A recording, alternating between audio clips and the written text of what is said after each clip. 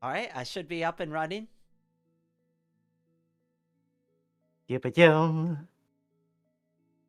Waiting for YouTube delays to go through. There we go. I think we're up and running now. Yep, I think we're here. Hello. Hello, everyone. Hi. Oh, there we Hi. go. Hi, Jen. Hi, Gombik. Hi, Lemon Zest. Hi, peeps. Welcome to the stream.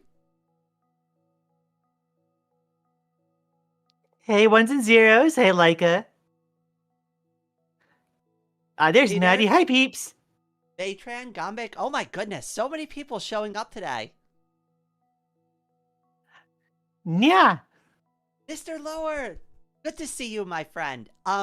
Definitely don't be afraid. At Crazy Creator Super Head patted $2.74. Oh my goodness. Crazy Krita, you're already giving me a super head pat. Thank you so much, my friend. Super head pat. Head pats in the chat for Crazy Krita. So as you can tell, we have Leon on stream today. We are on each other's streams.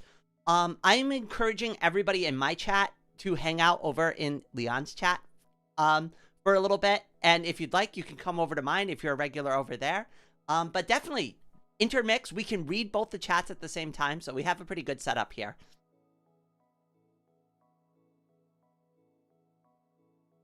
It's sounding like I'm seeing from your chat, your volume might be a little low compared to mine. Okay. All right. Hold on. Wait, I could bump that up a bit. Give me 2 seconds. All right. How about that? Is that a little bit better? I can keep going. Sounds good on my end. I don't know how that translates over to the stream. Yeah. I don't want to overdo it either, but I think that should be at least a little bit louder. YouTube's got to make a mixed chat feature. Oh, goodness. That would have saved us so much trouble. We spent like 45 minutes just setting this up. You wouldn't think so, given my heckin' movie maker heckin' setup at the moment, but so it goes.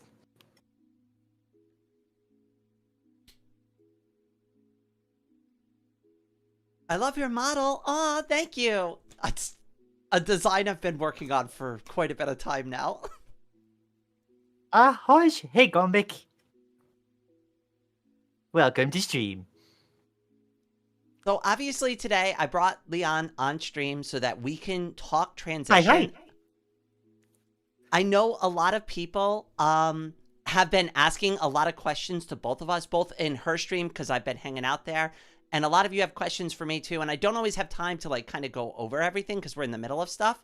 So I figured today would be a really good day. If you have questions or anything that you want to ask us that's related to transitioning, this is going to be a really good opportunity. Both of us have both similar and different experiences with transitioning, so we're hoping that we can offer a lot of different perspectives here. Right, and I guess just for the sake of asking, your own experience so far transitioning, because like it's fairly recent. I think you've been going at it a couple years. This would be the first year. We are now in the second year. Okay. For my part, I am coming close to 4 years on HRT. I am just past 4 years of coming out. And at this point, I've had both surgery downstairs as well as up.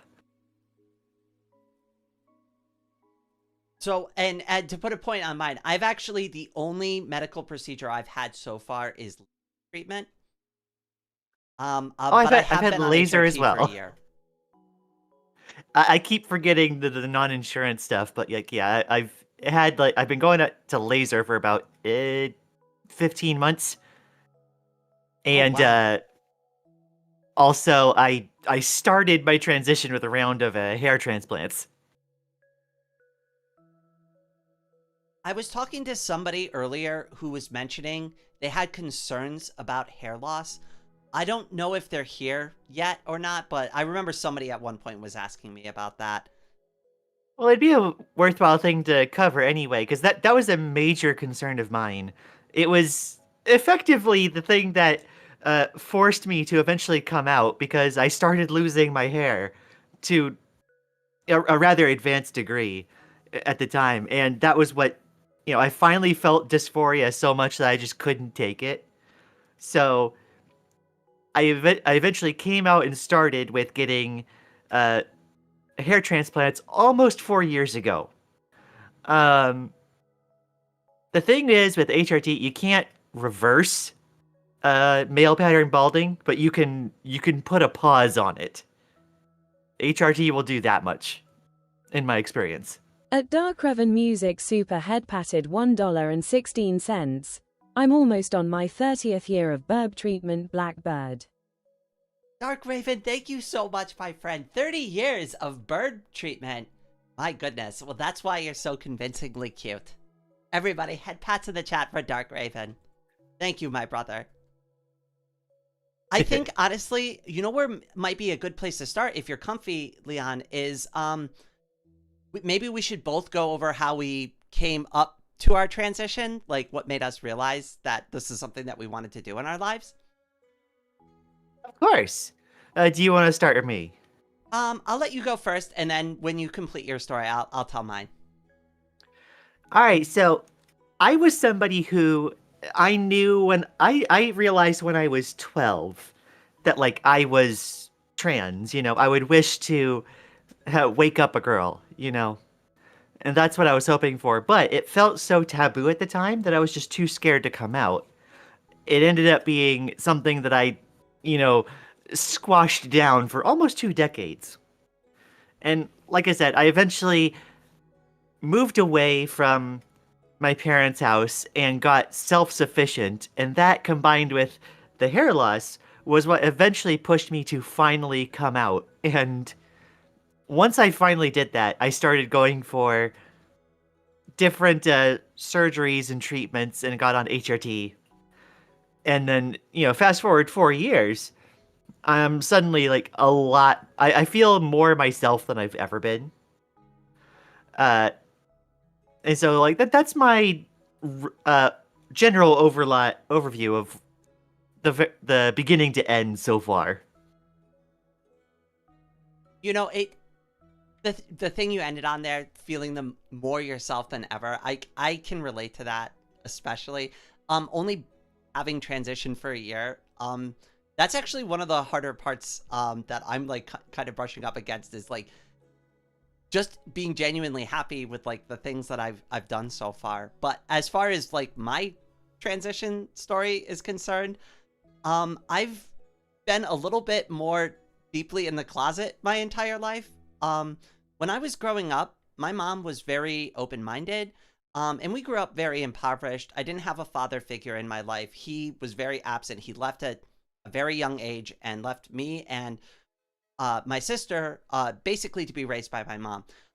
My mom didn't care. She would let us play with anything. If we wanted a Barbie or an Easy Bake Oven, and that was a gift that was donated to us as a Christmas present, she'd let us keep it and play with it. But growing up, like, I never fully desired to be a girl or not. It was only really after surviving halfway through my adulthood and having like a traumatic accident that I stopped and I really reflected on my life and decided there is a lot that's here that's missing. There are things that are really wrong here. And I started to like kind of unpack all of that. And that's basically what I've been doing for the past year. Yeah, and I guess for those that would like a kind of benchmark on how far along I ended up going, because you mentioned being closeted for most of your life, I only really came out and started transitioning when I was like, I believe 30 going on 31. So I'm much later in life, and this is going to come as a surprise to some people in the chat. But I did not realize I was transgender until I was like 38 years old. Hey, a lot of folks learn at different times. I know me finding out at 12, it's like, it happens a lot of times, but it doesn't happen for every trans girl. So What's really funny about all of this is that my sister, and a lot of people from my channel already know this, but my sister's also trans. She came out nearly a decade before I did, and she did a genetic test. This is how she found out she was trans, and she found out she was intersex, and I remember her bringing this up to me once. Oh. And I shut the entire conversation down, and I'm like, yeah, nope, that's not me. I'm totally fine. And I just tried to continue living my life on. And it's only now that I've come full circle on that conversation. She suppressed so easily that she fooled herself. I mean, honestly, that's what I did. I'm just like, I'm gonna pretend this never happened. I didn't learn about this. This doesn't affect me. This has nothing to do with me. Except, kind of turns out that it might have. Yeah. Raina's in her early 60s, Baytran. I'm not that old. I saw that one and had to do it.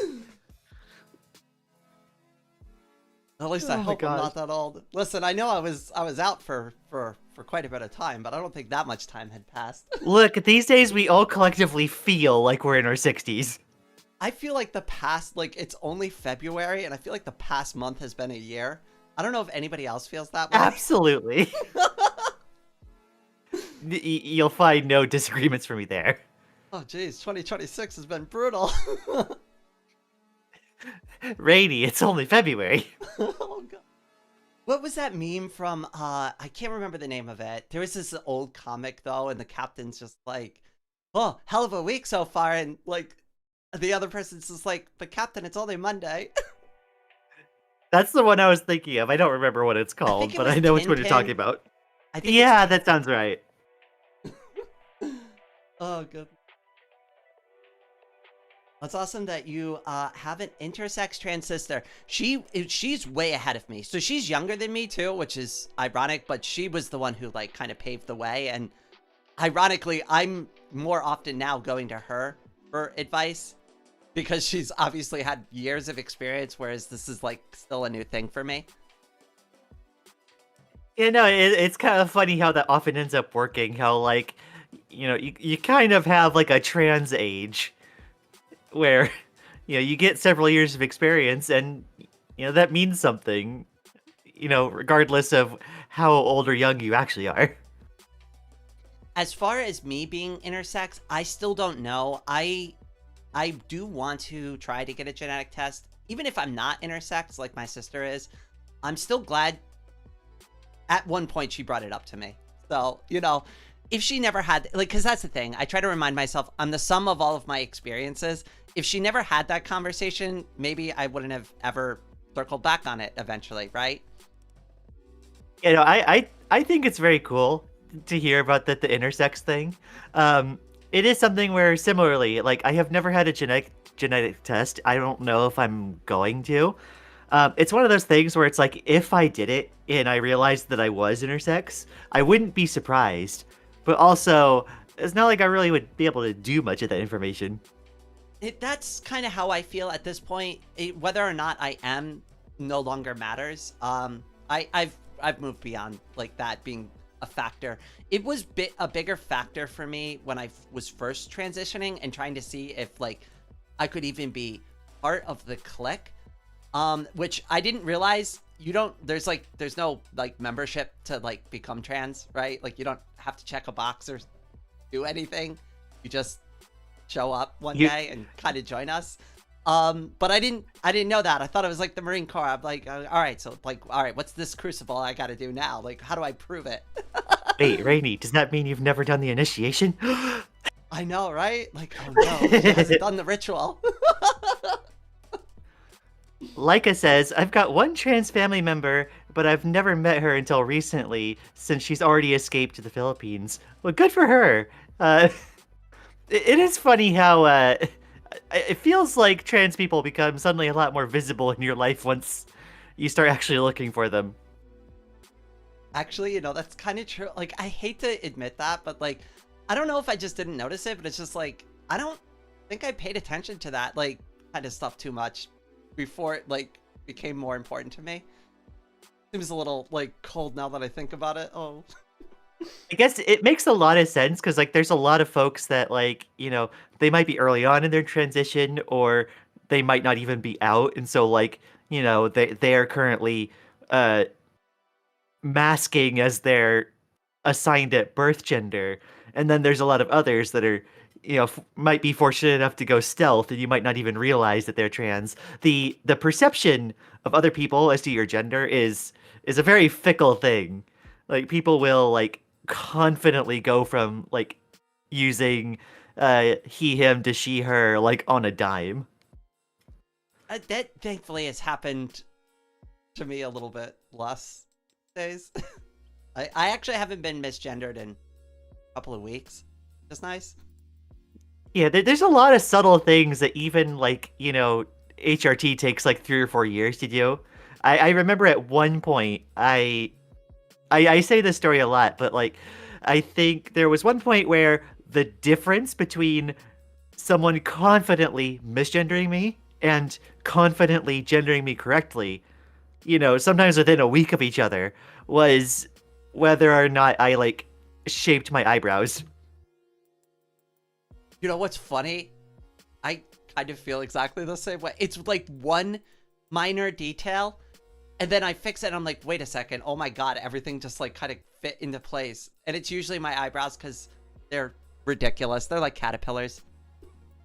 Yeah, no, eyebrows are huge because like you do any amount of just like work, especially around the eye area, and suddenly that's going to read as a lot more feminine to passerbys that aren't really paying attention.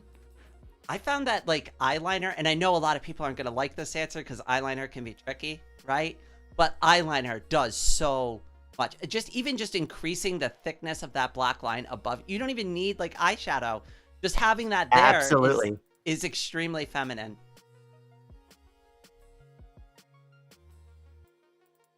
I was an ally before my egg cracked at least says like, or egg cracked at least says Leica.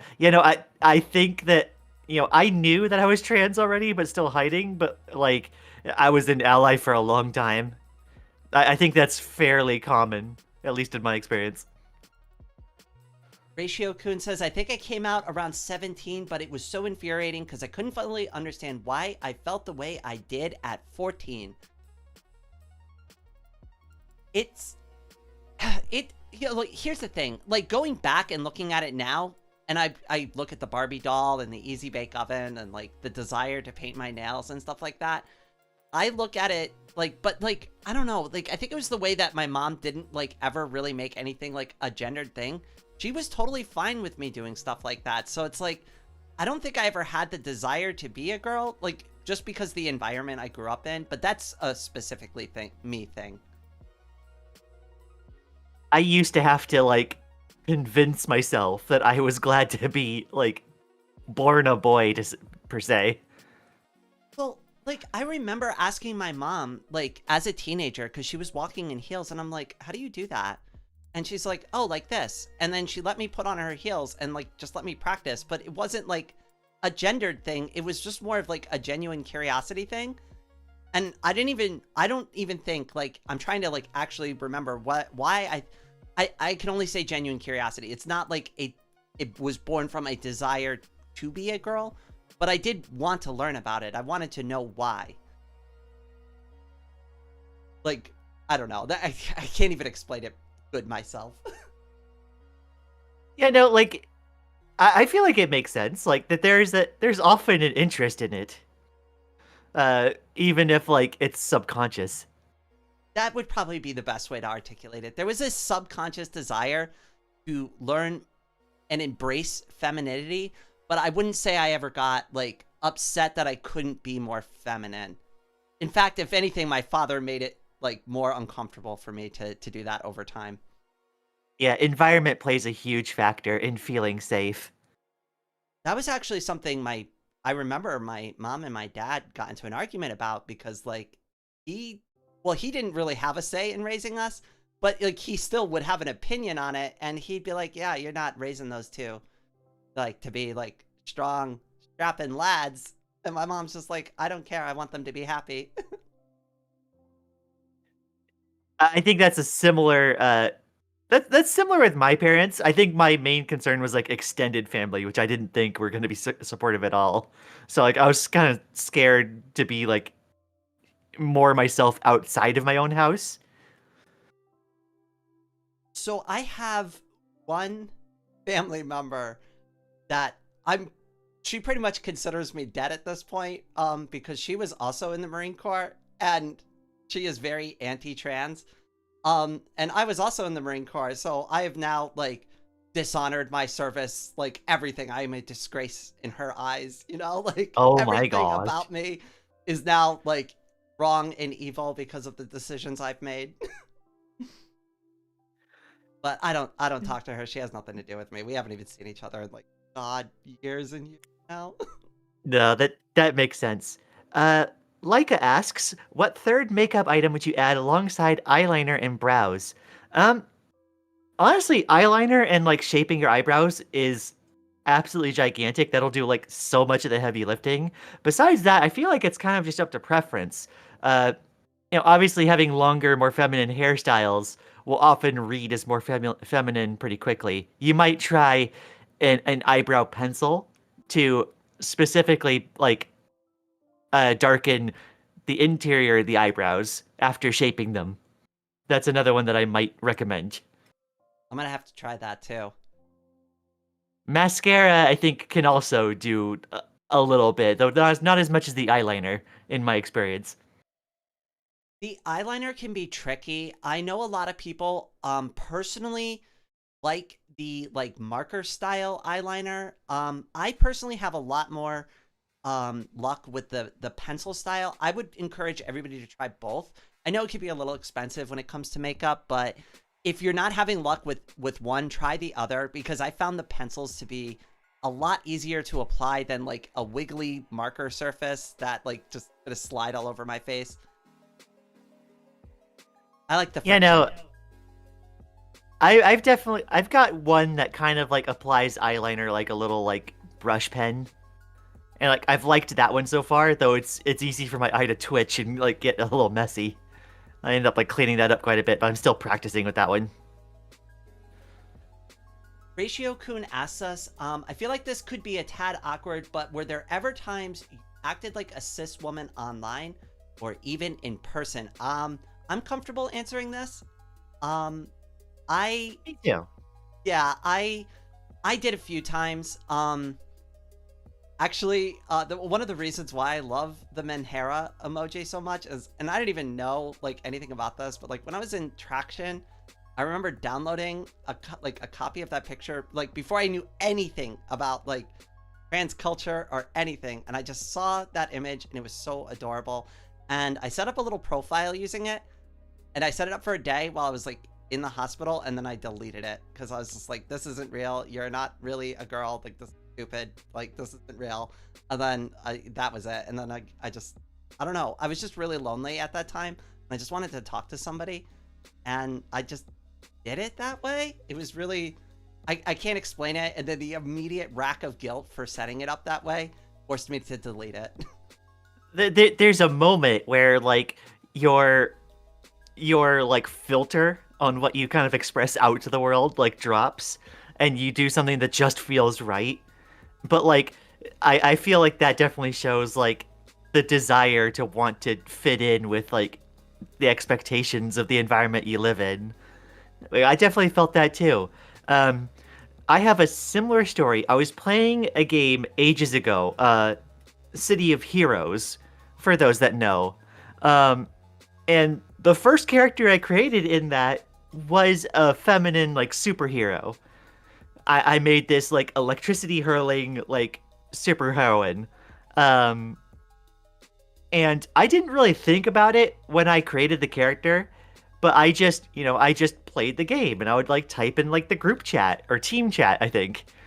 And at one point, like I think someone replied to me like are it's like, wait, are you gay? Like what's going on?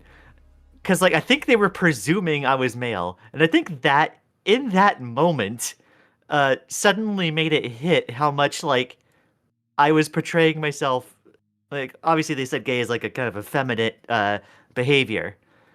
But it kind of made me self-conscious all at once that like, oh wait, I'm expressing like a lot of femininity, and I don't know if I'm comfortable like talking to people now anymore.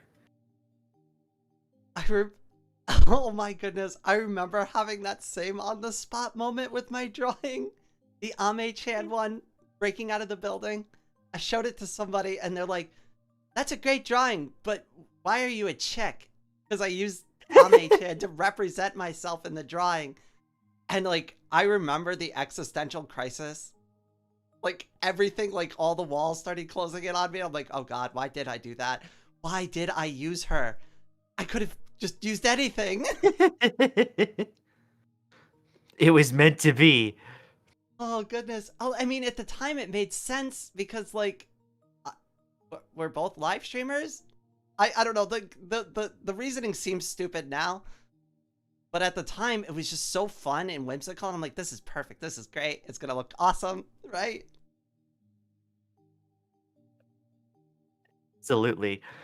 And yeah, yo, Leon knows about City of Heroes. That was like my game back in like 2005-ish.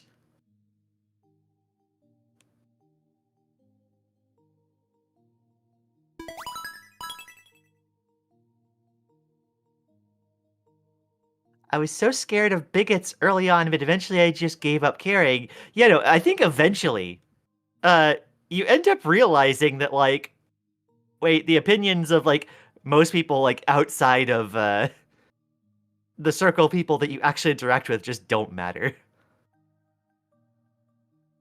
I used to be scared of bigots too, like when I first was transitioning, but I can only speak to my area. It's extremely liberal. I've had maybe one person mutter something under their breath as they were passing by, and like when I turned around, they didn't even have the courage to face me. So it's like I feel like the negative interactions I have are pretty much only online, but that's just my experience. Yeah, I have a similar experience like IRL. Like obviously online I've seen like, you know, some really rancid things, and like it doesn't mean anything because like half the vast majority of the time, especially these days, it's just bots. But like I Hmm. think there was one retirement home that I deliver to. I'm a postwoman, uh, where one of the old ladies like walked up to me and I tried to like say hi, and then like she said something about like, oh, it must be difficult keeping up that voice, and like she didn't really say anything afterwards. It just kind of shuffled off, and I was like, okay, well, it it doesn't matter at all. So what do I care? That's usually the conclusion I draw. If like somebody says something a little awkward or weird, if it's not explicitly transphobic, I kind of just go, well, maybe they just didn't know how to phrase that, right? And just move on with my life, right? Like it's not that important. To your At point. least I guess I could have been mistaken, but like the tone in which she said it seemed to very much imply like, hey, I hear that you're because I was voice training at the time. I hear that you're like straining effort to try to sound feminine, and it's obvious. I think that's what they were trying to say.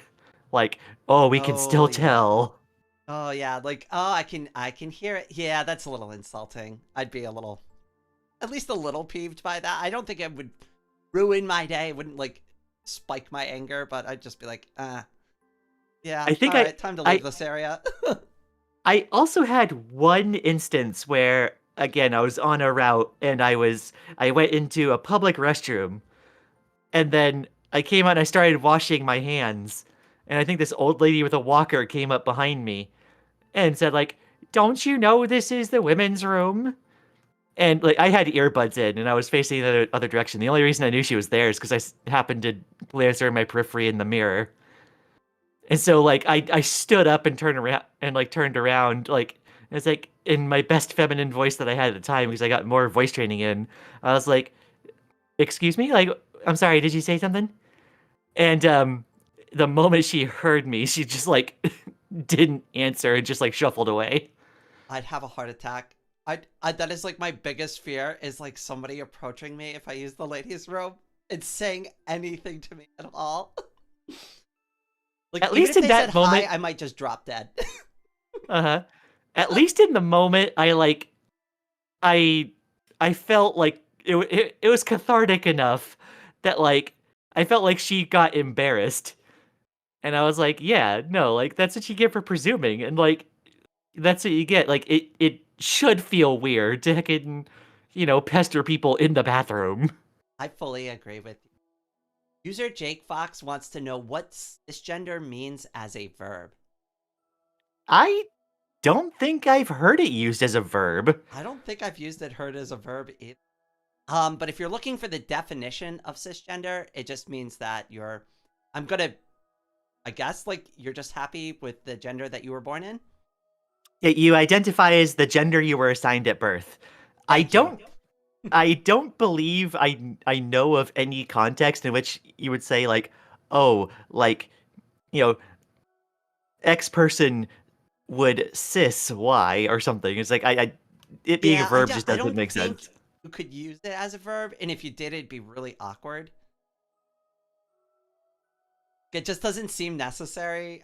Like, I've even like I tried to not do this, but like in more circumstances than not, it's more appropriate to say like, oh, I'm trans, right? Like, to specify, to like differentiate things, but like usually with cis people, that's not even necessary. It's usually assumed. Yeah. Uh, Maddie in my chat says, personally, coming out in public is a tiny bit intimidating for me for various reasons. Maddie, that is completely normal. Like, it is hard to like work up the courage to fight against what is often multiple decades of social conditioning to go against everything that you've come to understand is expected of you. It's absolutely terrifying, and I did mine publicly with my channel, which has its own list of factors that are probably pretty unique. And What like I I will will say, go ahead Uh, I, first. I will say that like the other thing is like again like getting the courage to use the proper restroom. Again, it's a lot of social conditioning. It's a lot of things where it's like we understand like we should be able to use the proper restroom, but like it is still really hard to fight that social conditioning. You get a lot of internal conflict for a while. I think it took me like 2 years of transitioning to finally feel comfy doing that. I'm I've been lucky because I'm a wheelchair user. Um, I usually have the option to use either the handicap bathroom, the family restroom, and very luckily for me, almost every bathroom in my area has at least a gender neutral option also, which they probably usually just like, I think it's usually just the family bathroom, but like I've been really lucky in that regard that I usually don't, actually still haven't been in the women's room. Um, that's why I'm scared. Like, I'd be terrified if I had to, and if somebody ever said anything to me. Yeah, it doesn't feel normal. Like I can attest from experience, going into the proper restroom does not feel normal until you've done it for like, a few months. Like it takes a while and like you spend the entire time like kind of like glancing out your peripheral vision. Like at least if you feel similarly to me. Okay, all right, so you've nailed it. Now here's the other factor, and this is going to be more unique to me, right? As a wheelchair user, right? But everybody kind of sort of pay, like, not everybody, right? But people pay a little bit more attention, and it's a little more awkward to shuffle yourself into the bathroom sneakily in a wheelchair. Because like to open the door, I've got to basically fling the door open just to back the chair into the door to keep it open.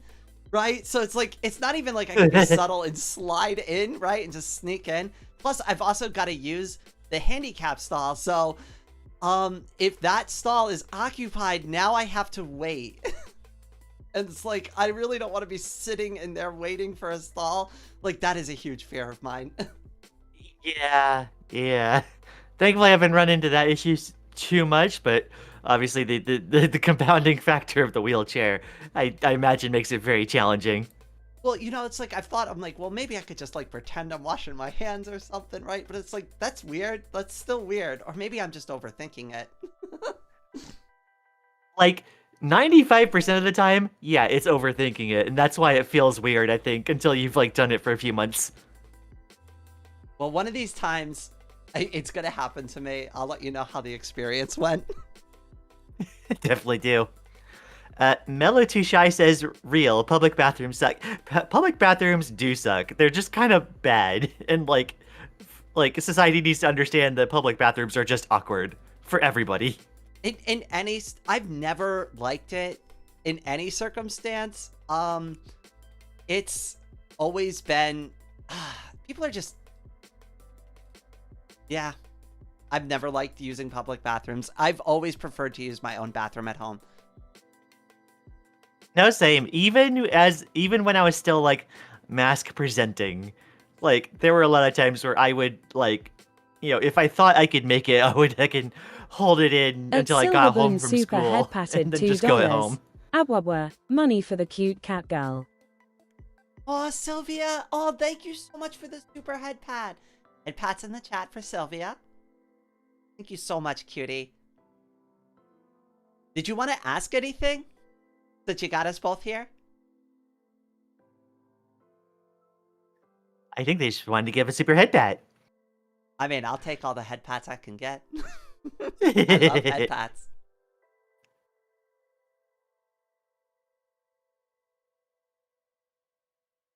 Could you just paint the gender you're transforming to on your bathroom door? So I kind of did something similar to like answer your question. My whole bathroom got redecorated and I went with cherry blossom, so it's very heavily pink and rose gold themed. That's for me. That's for my bathroom. I didn't consider doing that because, like, I guess like home bathrooms are usually kind of just like implied to be gender neutral in a way. But like, that is a good point. I feel like, especially if you're into kind of getting like, the more like feminine, like, like shampoos and conditioners and soaps and stuff, you could like deck your bathroom out and just kind of like help internalize it a bit more. So for me, I have always, when I was cis, I was in an environment that was very barren.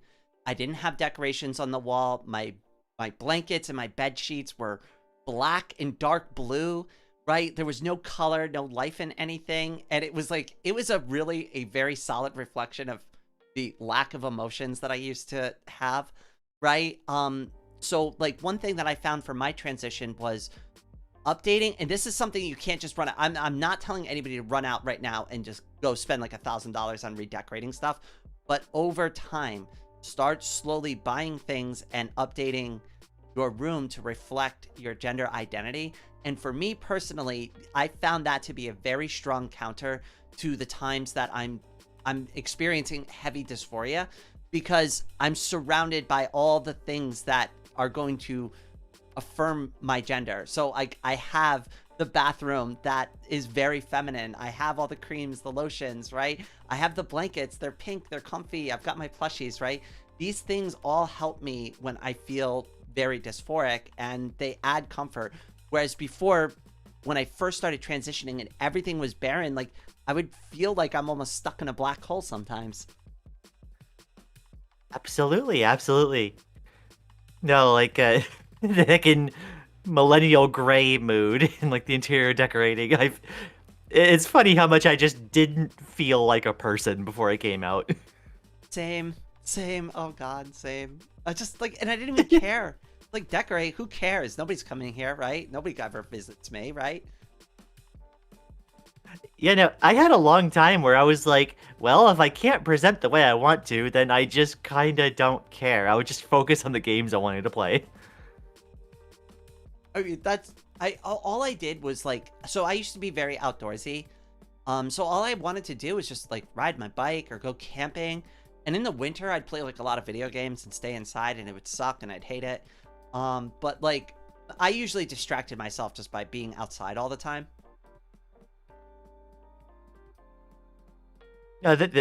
Yeah, I think I feel like you kind of just retreat into the things that you do, and at least for me, like my girlfriend ended up like kind of saying like, oh, you like kind of like depersonalize, and it's like it really felt like that was kind of a proper way to put it, because it's like I would look in the mirror and I would just see it didn't really look like me, it just looked like the vessel I happened to inhabit, and so like all I was at the time was just the things that I did.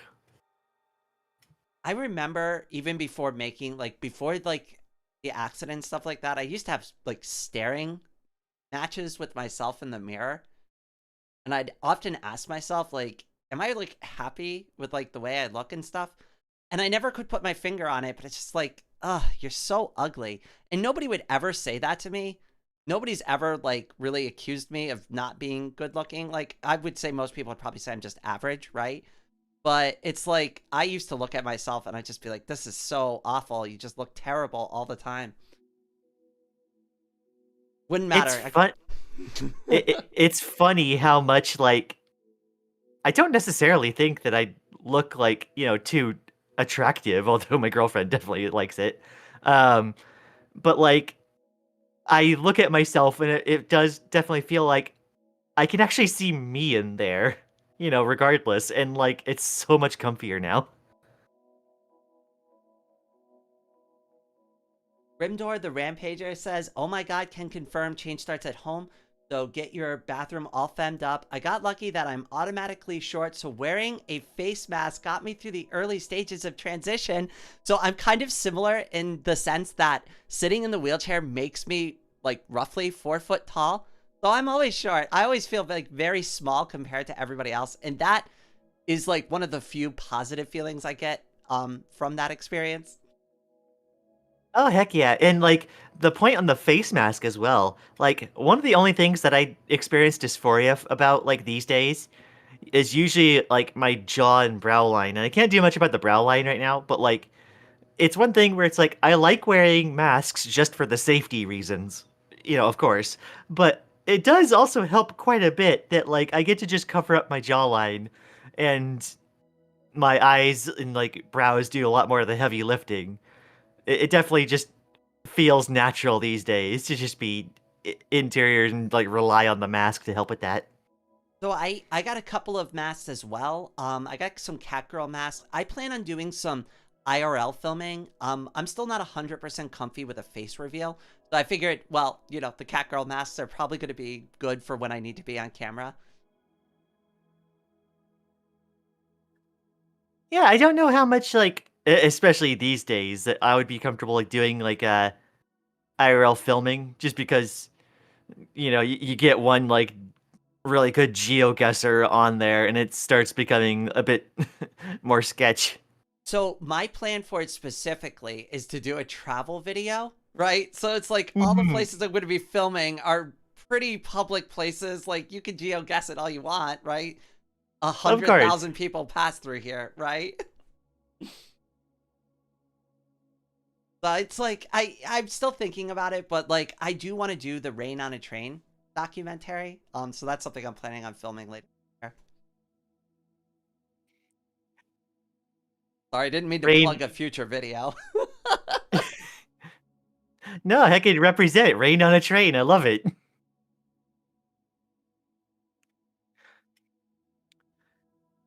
Also, a tip for folks starting out, learning stage makeup is a good way to hide shopping for everyday makeup. Yeah, I mean that works. Like in my experience, the vast majority of the time, you will not be questioned about it at all. Like people just walk by, but like you could definitely hold that in the back pocket just in case. I remember the first time I ever went to the pharmacy to buy makeup, and I was so nervous about it because, like, I didn't even think to use the excuse of stage makeup, right? I was just like, I'm just gonna make up that I have an imaginary daughter and this is for her, right? Like, yep, yeah, she needs makeup for the first time, right?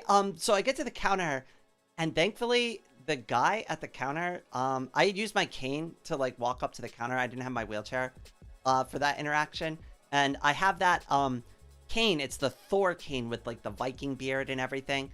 And he saw that and he's like, that is the coolest thing I ever. He wanted to talk about that in superheroes the entire transaction. It didn't say a damn thing about the makeup. And I'm like, thank you so much for not making this weird. Distraction Thor moment. Oh, I was so like I don't even think that that guy understands like how much he made my day just by talking about something not makeup related. Yeah, no. Heckin' self-checkout machines, like, heckin' saved me a lot in my, like, first 2 years of transition. And I'm also seeing Anime Mish saying that's why I bought all my stuff online.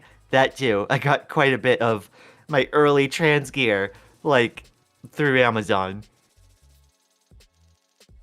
I ended up just asking a bunch of people if they have clothes that they were going to donate and if they could just give it to me instead.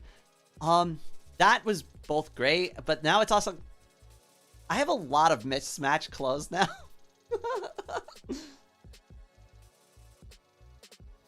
Grimdor the But Rampager says, honestly, people only see what they want to see 90% of the time. Absolutely true. Like, they will see what they're looking for. And I think that's part of why people see a gender very quickly, like within half a second of seeing you, and they don't even question it. Even if they flip-flopped from, like, last week. oh yeah, I've only told this story to a few people. Oh wait, I think I told it on stream maybe on Monday, but like I had that interaction where so basically just to like I won't like draw the story out too long since I think I've already told it on stream, but basically I've been transitioning for a year now. My mom ran into somebody that we both knew pretty well. I rolled up to them in my wheelchair. They didn't even recognize me. They're like, "Oh, we're sorry, honey. Are we in your way?" No idea who I was. Crazy. Like, you won't even realize it yourself after a while, but like the changes will add up. Yeah, no, and like it'll catch you by surprise when you realize like, oh wait, you're succeeding. Can Leon see our chat? Yeah, she's here too. We've got both our chats pulled up on both our screens. Yep, definitely can. I see Maddie over there and Credo. Hi, Credo. Like I says, I just buy a bunch of eyeliner pencils once or twice a year. Absolutely. Like especially makeup stuff. If you do a lot, like it could be expensive, but like there's some of it where you can get bits and pieces, and they last quite a while. So like I haven't actually had to buy makeup for a while, actually. I still haven't bought any new makeup since I bought my original set. I mean, I actually did a really good job with my shopping list. I think I got a list from like a YouTuber of like the things you need, and that has lasted me. I could probably come Ma- up with a list for anybody who needs like a general list of like things to get. Maddie asks, how long do eyeliner pencils last? I guess I bought a couple, and I would say like I don't use the eyeliner stuff like more than like once every like month or so maybe. But like I still have some that I bought like a few years ago, to be honest. It's lasting me a long time. Like the makeup was expensive, but like yeah, to Leon's point, I don't see myself buying a new eyeliner pencil for a while. I've still got like half left. It's been a year. So it's probably going to be another year before I buy one.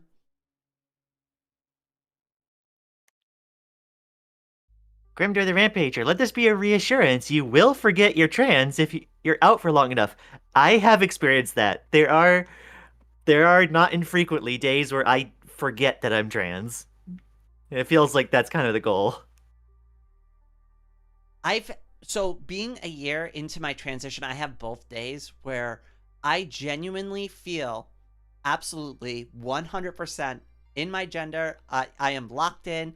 I look in the mirror. I feel great. I look great. I might even go and say something like, "Oh wow, I might even look cute today," right? That'd be crazy.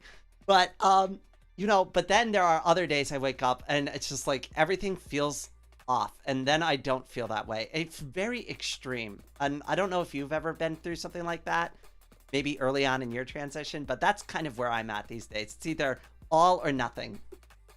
I would say, especially before my surgery, so this would be like the first year and a half to the 2-year mark of my transition.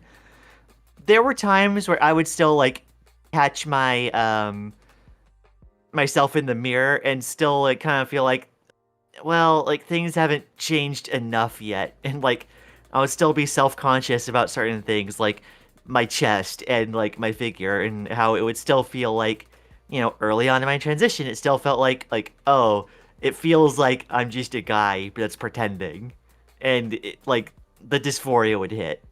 It is definitely reduced like dramatically since the 3 to 4 year mark. Kind of was the turning point for that for me. Also, user Jake Fox asks, "Do you know the water sports cooler? The button you push to have the water. Do you have one?" I don't have one at home, but I do know what you're talking about. I actually don't know what that is. What? Wait, There's what like when they have like the sports water like keg things, they have like the little spout with the button on the top. You push the button to have it give the water. Yeah. Oh, okay.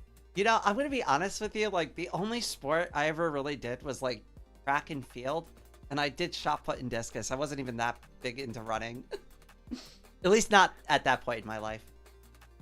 Honestly, I've never been a sports person myself either. I did. The most active thing that I do is I like playing DDR. I did lacrosse for one season and didn't really care for it because it's like kind of too violent. And then I did shot put and discus, and I liked that because it was easy. It was fun. I don't know. I just like chucking things, I guess. Mm-hmm. Hey, But, yeah. Autumn. And also, Maddie says, right now, my main way to look feminine is clothes. My mother gave me full access to her wardrobe. It's very appreciated, even though most clothes are pretty boring. Maddie, I've seen the pictures you sent, and, like, you pull it off well. Like, starting to transition at your age is doing you wonders.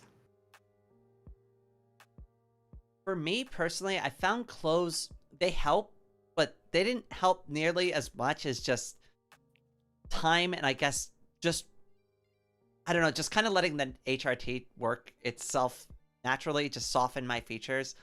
Kind of like you, like with the jawline and everything. It was just a matter of time. And I just needed to kind of like wait that one out.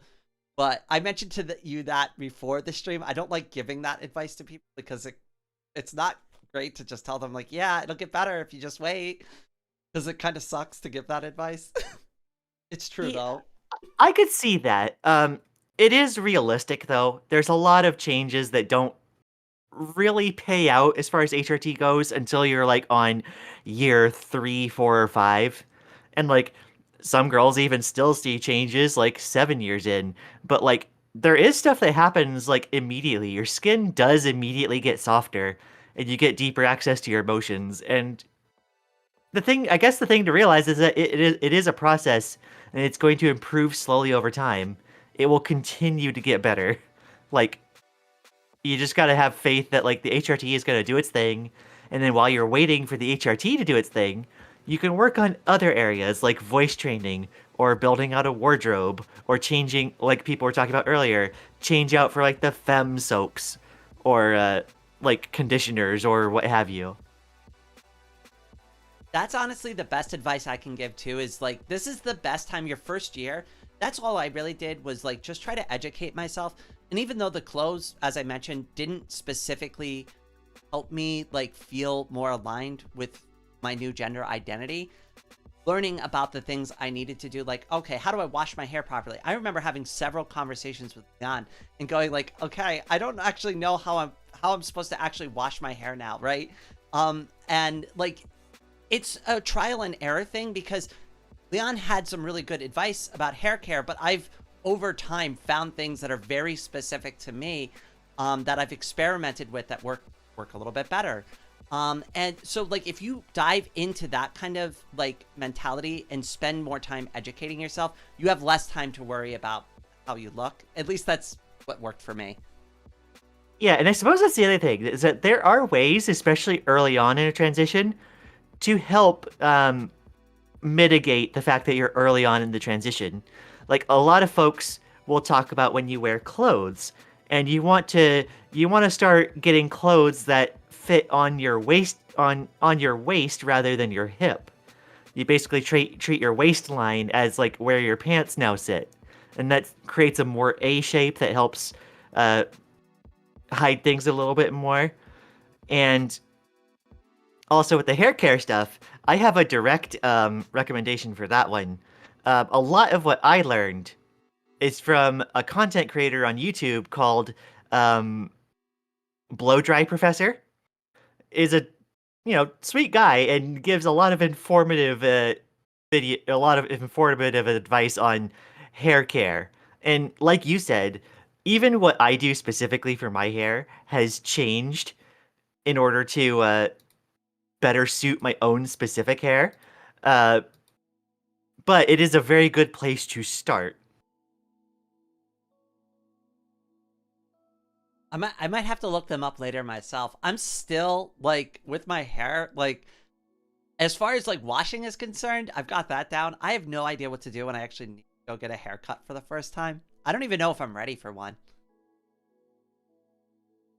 Um, I've ended up like just not really getting one all that often, to be honest. I've gone in more for getting my hair dyed. Have you cut your hair at all? Like how long did you wait before you even did anything like with a pair of scissors and your hair? Honestly, the first time it was a couple years. Um, One of the things I learned from Blow Dry Professor is that like that idea that you have to like trim a little bit in order to grow your hair out, that actually like is a misconception. And it doesn't actually work out. Like what you're more so needing to do is to combat breakage. And you do that by using proper like conditioner, leave-in conditioner, and like hair oil. You actually don't need to trim your hair for anything other than just to style it. The leave-in conditioner was like probably one of the best pieces of advice that like that for at least my hair specifically. I swear my hair like drinks that stuff. Absolutely. I use like a heckin' tennis balls worth of conditioner at this point, and then like I have to use the leave-in conditioner to make sure like the moisture actually stays after I get out of the shower. Right? Like, and if I don't, because I know the days I do it right, and my hair looks nice, and it's got like a nice bouncy curl on the bottom, and the days I don't do it right, it just poofs out and turns into like a big frizzy fuzzball. Well, like I used to have to like shower and clean my hair every day, and it was an exhausting process. But it was because when I didn't use leave-in conditioner before, like by the time it gets to the next day, my hair would be a heckin' like bristle broom because like all the moisture is gone. And so like you really learn that you have to use leave-in conditioner in order to lock it in and make it so you can actually go a few days between the hair washes.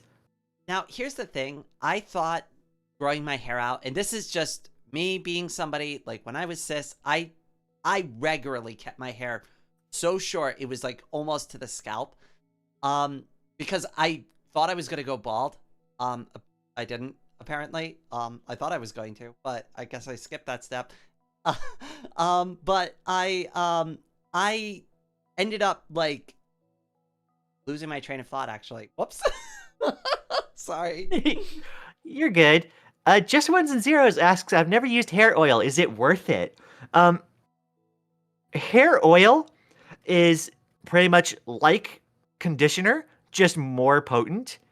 And it is something that your hair does naturally secrete at the root.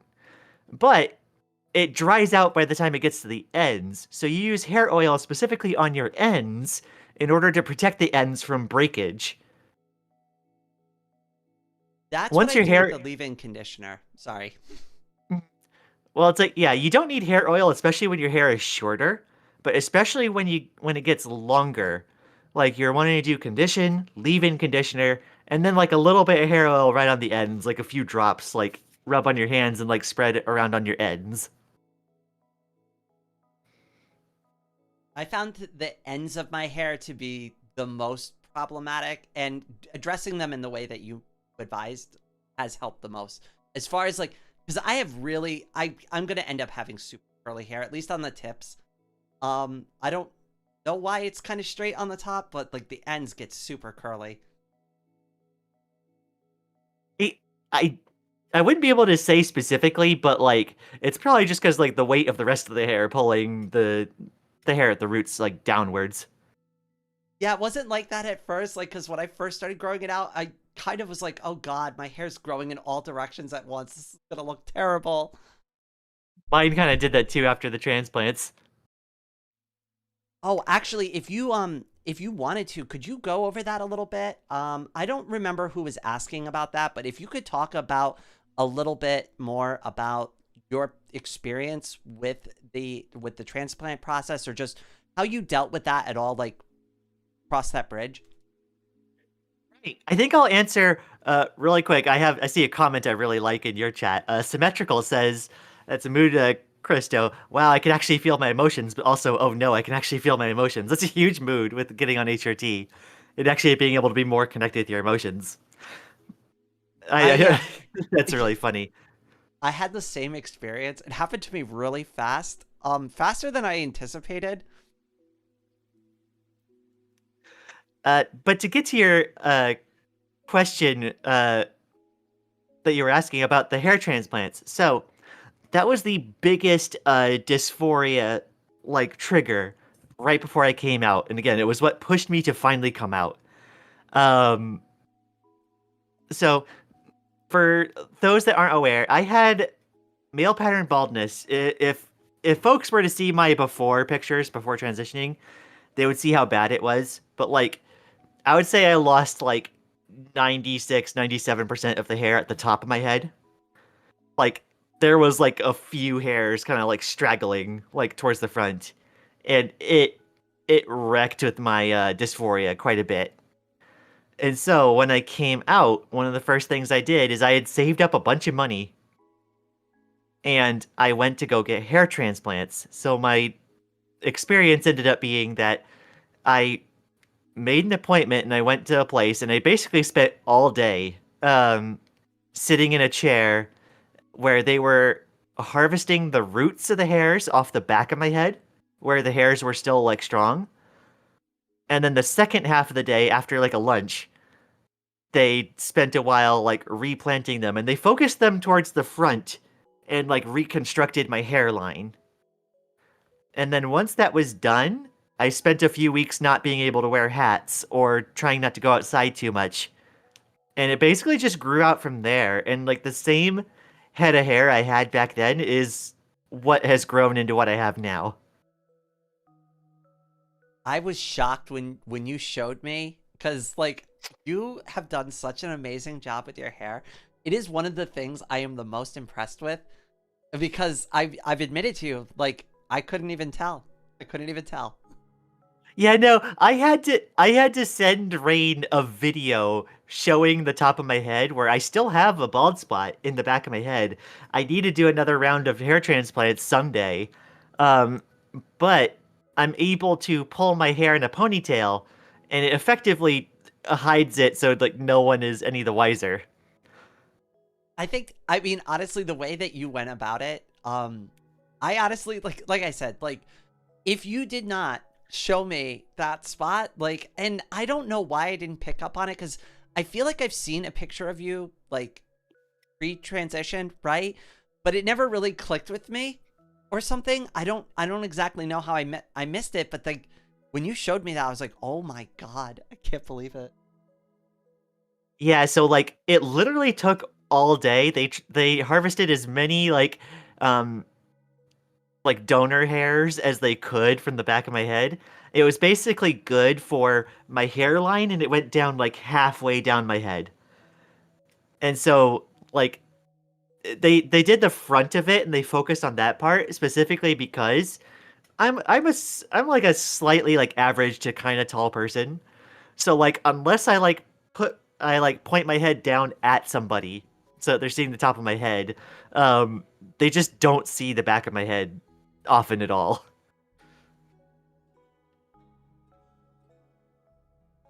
It's shocking too, like just with like a few like, and this is like a point I'd like to kind of segue to is like you could apply the same kind of stuff to makeup, to like a lot of different things. If you come up with like just a little bit of a creative solution, you can go very far with it. Because like as I mentioned, I had no idea. I was completely shocked. Uh, Autumn says, "Yeah, I also got pattern baldness. Was in the military where I had to keep my hair short for years, and I just wanted to grow everything out afterwards. I guess that might be a mood on your case after transitioning, especially." So I definitely, I was in the military too. That's why I kept my hair so short for so many years as well. That was more of like habit for me.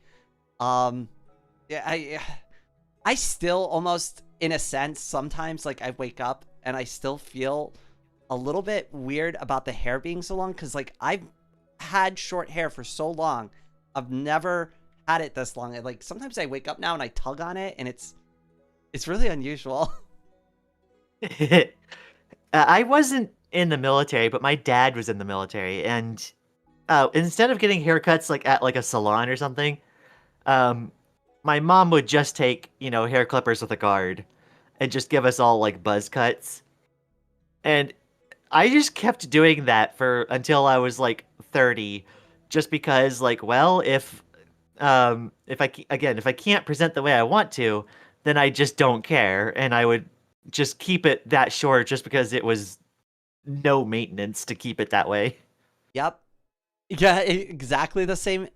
Exactly the same. I just didn't care. I'd get the all-in-one shampoo too, the hair, body, everything shampoo, and be like, that's good enough for me. Hair, body, motor oil. Yep, pretty much. Like all in one shot. Just start at the top and just work my way down.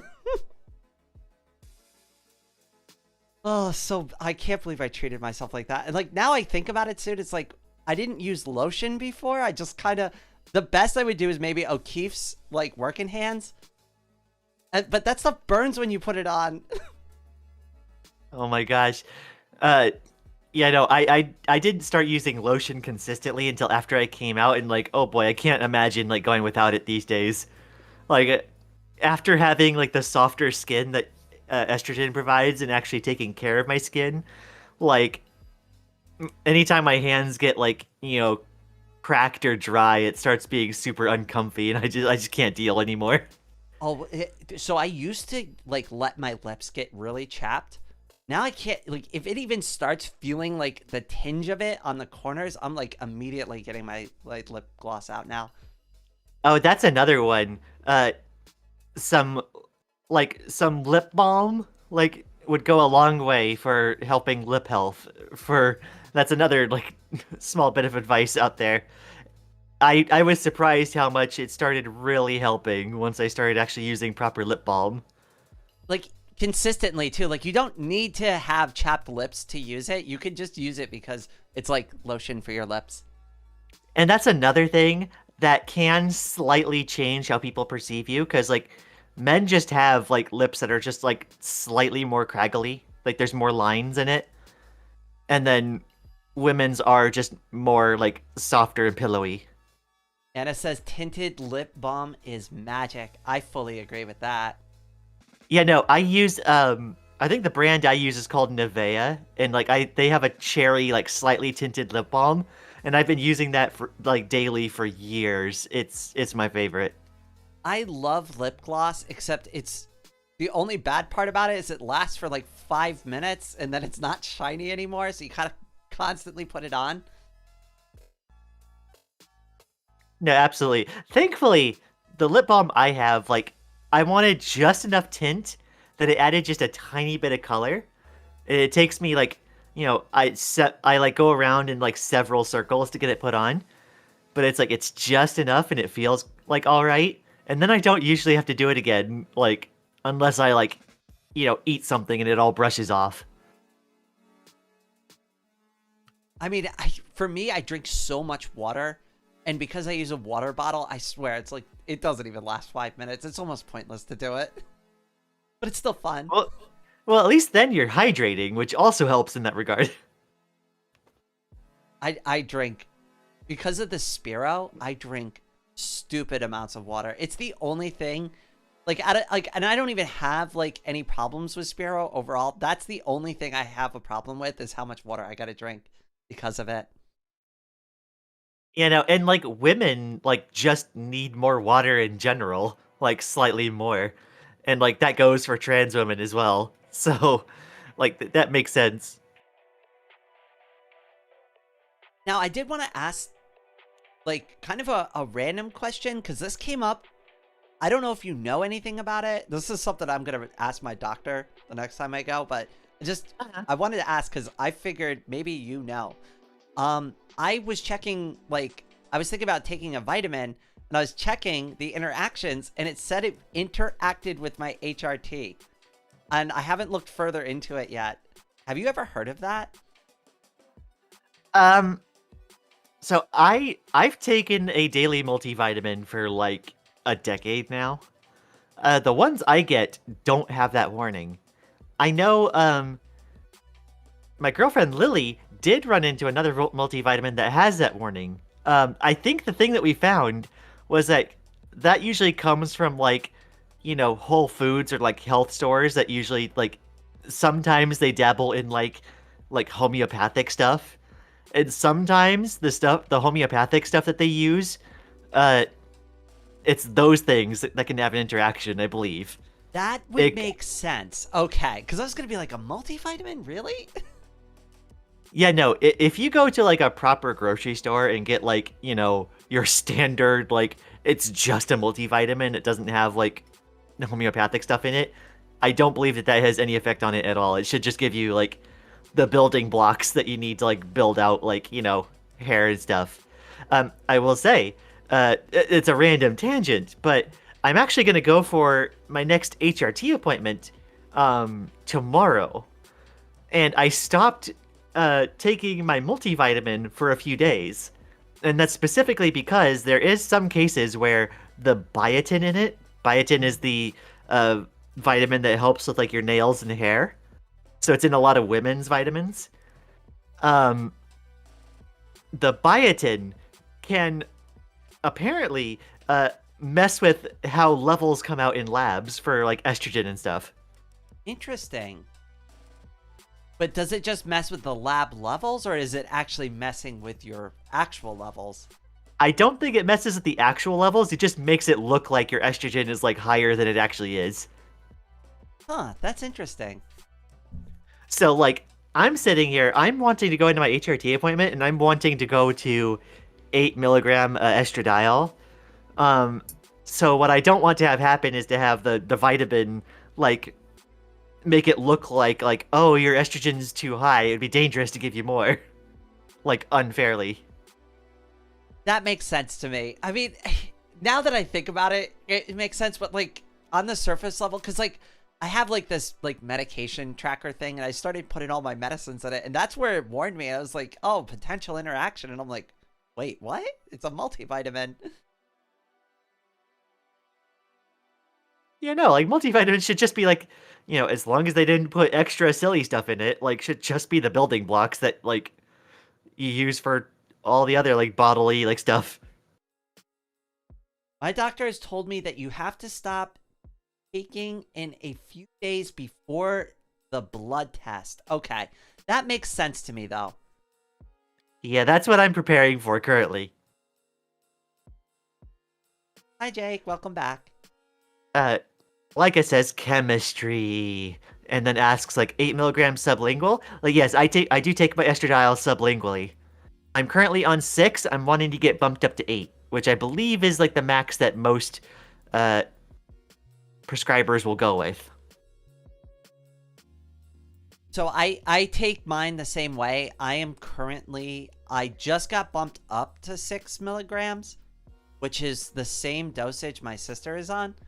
So, but I still need to go back for another lab after a couple of months of that just to make sure that that's the right dose for me. But we'll see. We'll see how that plays out. I feel good on it. I feel like that's the right amount for me, but I don't know. It's hard to go off of feeling, right? Yeah, no, I guess the thing to bear in mind is I experienced this recently when I went from 4 to 6 milligram, like back in I think it was like October, um, or it might have been November. Uh, it does like the emotional changes of HRT do happen, and they do get you start feeling everything a bit more intensely. So like if you're not ready for it, it can catch you like off guard, but it is something where I do feel better being more in tune with my emotions. It's like turning the volume on the emotion dial up. I I feel like I'd like that. And to your point, yes, I have been a little bit more emotional than I was previously, like over the past couple of like weeks since we've made that adjustment. But I feel like it's healthier, even if it's not always the easiest to deal with. That makes You know, sense. it can be a struggle. And like the thing is, you have to be aware anytime your HRT regimen changes because it can come with some mood swings, especially if like you aren't used to regulating those emotions yet. It can be done. You just have to be mindful of it and be ready to be like, okay, I've got to like, stop and pace myself and process things rather than just like, reacting to what I'm feeling. I'm so glad you mentioned that because that's actually like one of the more important things, like as far as emotional changes in HRT and like how it's impacted me, is prior to taking HRT, and being a little bit more in tune, I felt like I was so harsh with everything. Like everything was very binary. I was either mad or I was not mad, or I was happy about something or I wasn't happy about it. And even though like this wider range of emotions can be more difficult to deal with, I also find that the self-reflection is deeper and I'm making more meaningful changes. I've made more meaningful and healthy changes over the past couple of weeks than I think I have over the past couple of months. And that's, I don't know, I can't explain it any other way than I'm just able to get through those feelings a little bit better now, even if they're more difficult and intense. Yeah, symmetrical says arguably the emotions are still there either way. You're just better able to feel them and thus deal with them. And that combined with what you said, I think is definitely true. And Anime Mish adds on, oh yeah, the mood swings are brutal. I've definitely experienced that, even with just like progesterone, which is another thing that can be added on top of estradiol. So I don't have any experience with that. That's something that was brought up to me, but then I said, I don't think I need that, and I never readdressed it with anybody ever again. Yeah, I asked about progesterone because like I had been researching it, and it it's something you take primarily for chest development, and that was something that I definitely wanted for my own goals. And so like I've been taking it for like a couple years now. So for me, and this is a very personal thing, but I personally want to stay. I've always liked having a small body. I always like being thin.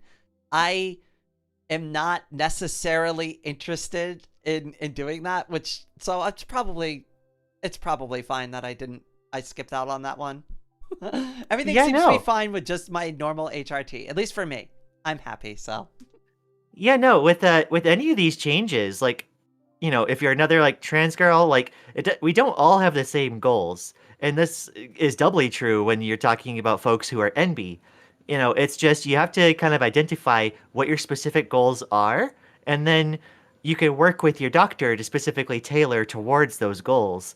Like for me, I definitely wanted that area to be more pronounced, specifically to both because like I thought it would be very gender affirming just for myself, and also it would help like counteract like the rest of my frame. And so like that's why I've ended up going on progesterone, and I've also ended up having a surgery that I had about a year ago at this point. Um but there's definitely a lot of trans girls who that is not their goal, and that's also equally as valid. For me, I want just enough of the hourglass shape to define my femininity without it being like the thing that like stands out about me, I guess is the best way to articulate it. Yeah, yeah. I've definitely noticed, especially like year 3 and 4, I've gotten like a lot better of like the whole hourglass shape from the HRT, and like it's really feeling comfortable at this point. Anna says body shaping with progesterone sneaks up on you. Like how like it in like over a span of how many months though would you say, Anna? Or Leon, if you want to comment on that too. Sorry. Yeah, no, I would say probably a couple years at this point. I'm like 2 years on progesterone and 4 years on estradiol. Oh, Leica says, love having hope in my heart for just no reason. No, I love that too. Mr. Bad with Names, congratulations on the 6 months of membership. Oh my goodness. Sorry we didn't have the emoji ready yet for the 6 months, but here you go. You can have lots of head pats in the chat. We're gonna get you a new badge soon, I promise.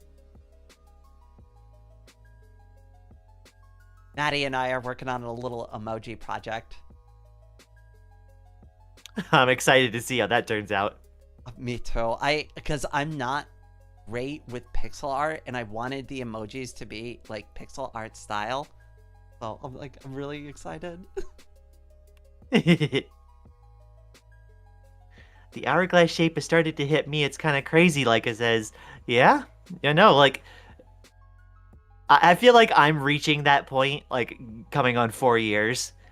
And it's like, I'm left, like, very, like, happy with how things are going. And, like, I'm excited to go up to 8 milligram estradiol and kind of, like, you know, like, lock everything in.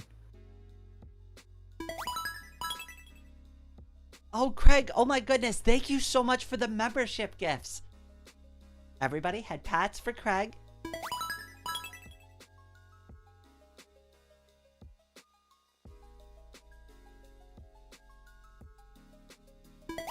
Especially if you got, especially if you just got a membership.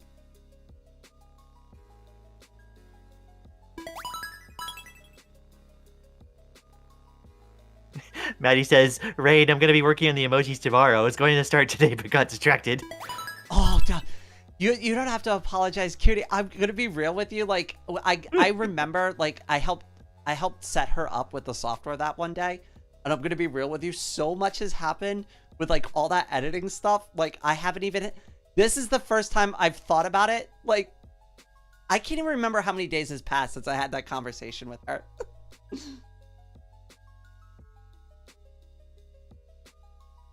I swear, if somebody's, like, not on top of me every single day, like, I lose track of it. Butteride says, I naturally have a pretty androgynous shape, so I always love that I can just put on femme clothes, and the stitching does the rest. Absolutely, especially, like, folks who are, like, gender non-conforming, but not necessarily, like, full femme. Like, I imagine having that ability is like, actually feels really great. Oh my gosh, Rain, phrasing? I didn't even catch what that was. Sylvia, oh my goodness. Thank you so much for the membership. Wait, did you just get gifted a membership from your own membership gifts? I just noticed that. Still the Bun received a gift membership from... I didn't know YouTube could Oh my do gosh. that. You got really lucky then. Had pats for everybody. Including Sylvia. Sylvia accidentally head pats himself. They head patted herself in her confusion.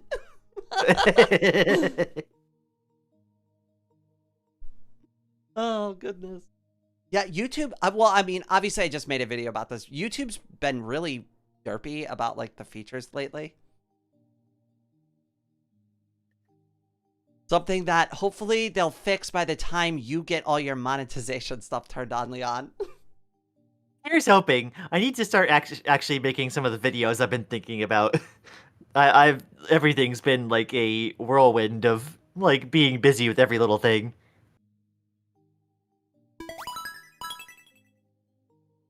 Oh my goodness, now Mr. Bad with names? Thank you. Oh my goodness. Everybody's being so generous. Head pats for Mr. Bad with Yo. names.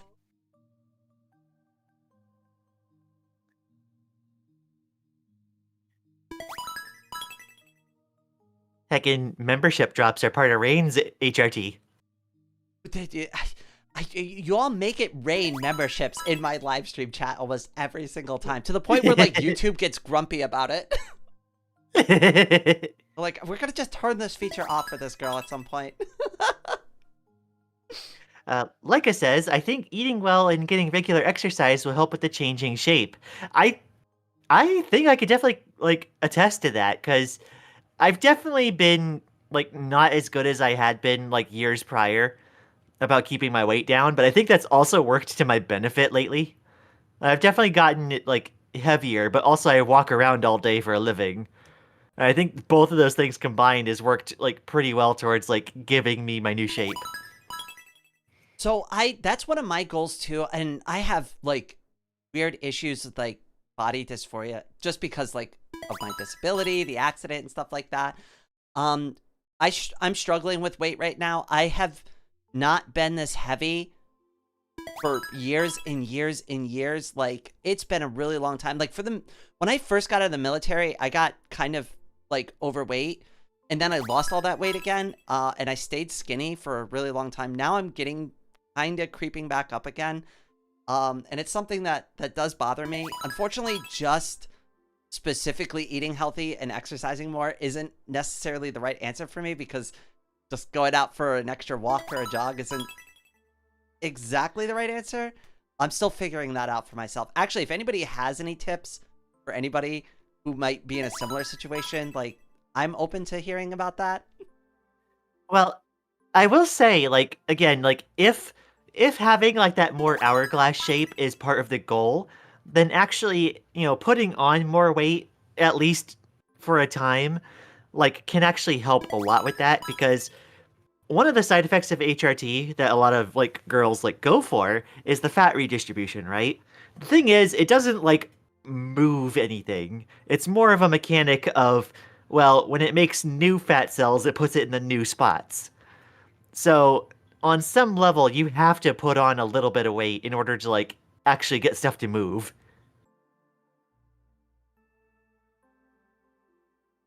So like at least in my case, I feel like it's kind of a happy accident that I put on a little bit more weight. I'm gonna like try to lose it here soon, but Well, I'm gonna try to take the glass half full approach like you and go, yeah, this is helping my transition. But now I kind of want to shed some of that weight. I think I'm at the same stage right now. Also, I just want to say, Craig, thank you so much for the 20 gift memberships. Everybody had pats in the chat. 20. At Oh my Creedal gosh. 4663 super head patted Congrats, $2.12. Have some head pats here, asterisk pat pat pat pat pat pat pat pat. Oh my goodness. Everybody's going all in right now. Thank you so much. All right, that one was Credo, and then Craig. I almost backwards the names in my heads because they both start with the letter C. Thank you both so much. Oh my goodness.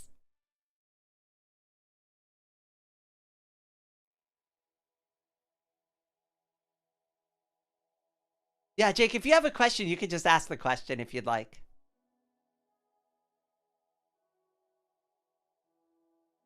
Autumn says, I was on progesterone for a while and I did get growth from it, but my first period on At progesterone was Silverbun rough. super I had head mood swings, patted hot flashes, and $2. stomach More cramps. head pats for the cat I've girl. not Pat, experienced pat, a pat, pat, period pat, pat. yet myself.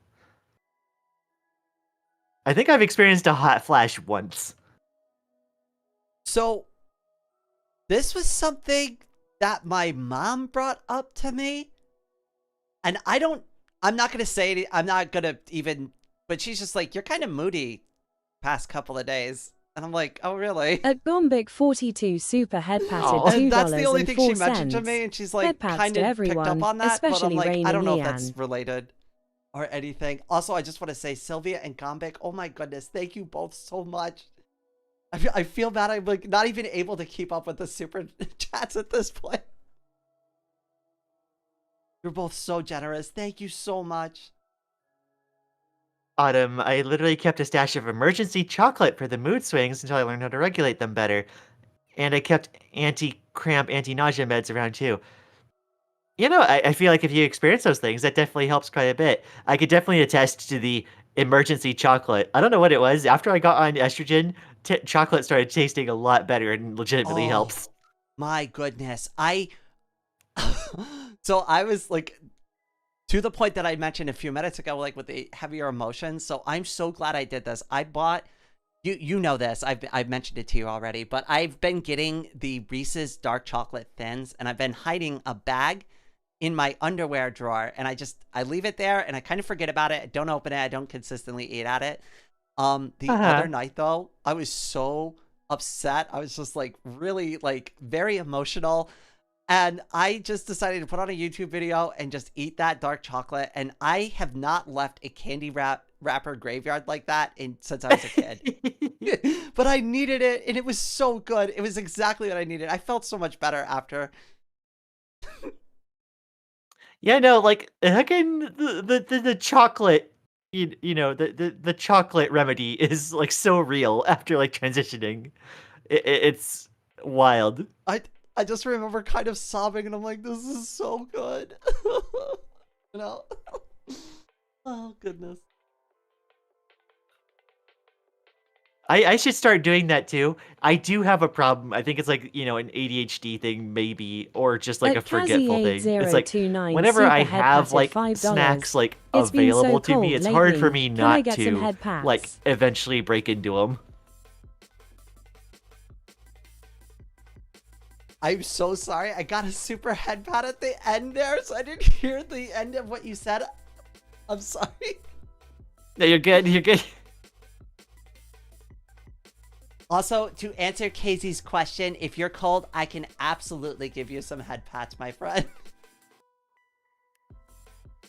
Autumn says candy wrapper graveyard is my new favorite phrase. Mine too, honestly. I understood immediately what you meant. I'm giving all the head pats. As many as I can. Hopefully this keeps you warm.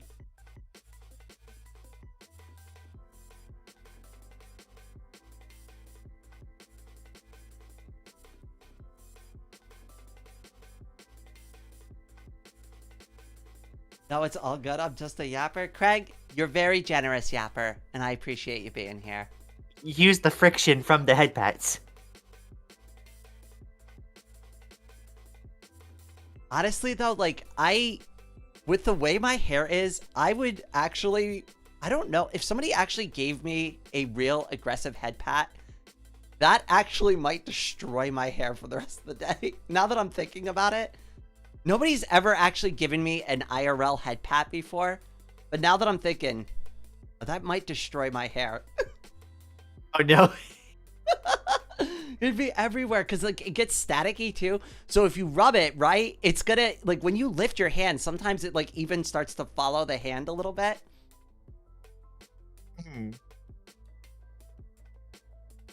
I throw money at Leon too, but it doesn't work here. Yeah, no, I haven't gotten like monetization working yet. Leon, I've been lazy on that front. she has a Ko-Fi. I keep forgetting about that. Oh no. Oh, we can't let that happen. Hold on a second. Wait, I'll help you out here. Ah.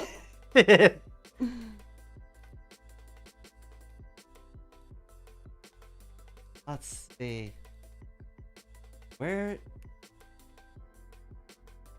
the link for Ko-Fi, because I have it somewhere. Hold on, it's in my... Autumn says, also there's nothing quite like rewatching old movies or video games and realizing the scenes make you cry now, like in FF6 when the kids don't recognize Espertera but still call her mama. Oh, like, I've been watching a lot of movies with Lily recently, and like, there's a lot of movies that I've watched like years and years and years ago that like I thought were just like good back then. And, like, I liked the movies, and I watch them now, and I'm like crying, and I'm like, what is this? It's awesome, but like what? I haven't had too much time to rewatch old movies, but that actually sounds like a great idea. I should do that with a couple of my classics. No, like hi absolutely. Like actually, like go everyone start like, going back to like the classics. Like watch old favorite movies. Like, you know, get your inspiration battery refilled. I can highly attest it's important. That's something I've been working on too. I've actually like, well, I haven't had a chance to actually talk about this with you too, but like recently I have been like burnt out on drawing and I haven't been able to get back to it yet. That's something I'm hoping, well, we're probably will do that off stream, but I'm hoping we can have a conversation about how to get that mojo back for my drawing. Cause like, I don't know, I've tried a couple of different exercises that didn't work out for me. Yeah, it's funny because this happens with I think like whenever people play like MMOs as well, people get burnt out on MMOs, and I feel like it's kind of the same for anything you might get burnt out on. Like the fact is you want to get more like kind of life experience like from other areas. If you're burnt out on something, then like, start watching other movies, read a book or something. Just like whatever else like takes your interest and then like come back to the old passions later. You, the thing that makes me sad about it though is like, I don't want to feel that way because like I was drawing nearly every day. I mean, you've Uh-huh. seen, and it's like now it's been like almost a month and a half. I haven't been able to draw almost anything. It's just like, am I forgetting how to draw? Like, if I lost this, like, and I know that's not true. I know if I sat down and I really put my mind to it, like I'd be able to make something, right?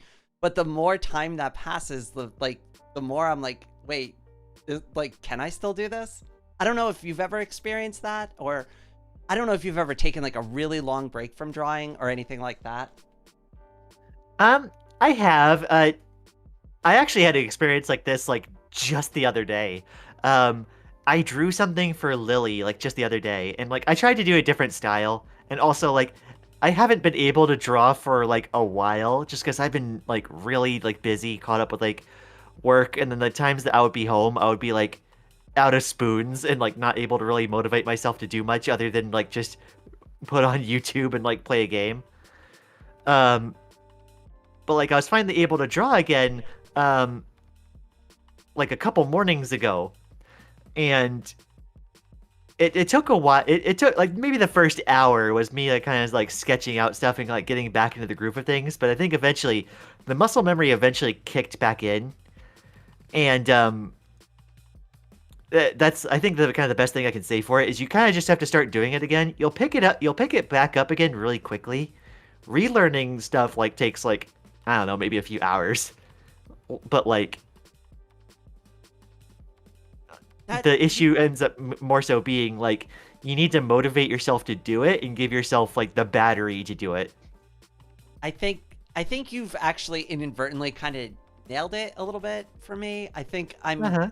one approaching it with too low of like a battery, and two, I'm not feeling that like click that you kind of described there a second ago, right? Like I'm doing it and I'm getting to that sketch part, but then I'm just like, right? And like I never get that like clicked moment where I'm like, oh yeah, wait, this is all coming back to me now, right? Like, and the motivation is there. It just kind of putters out these days.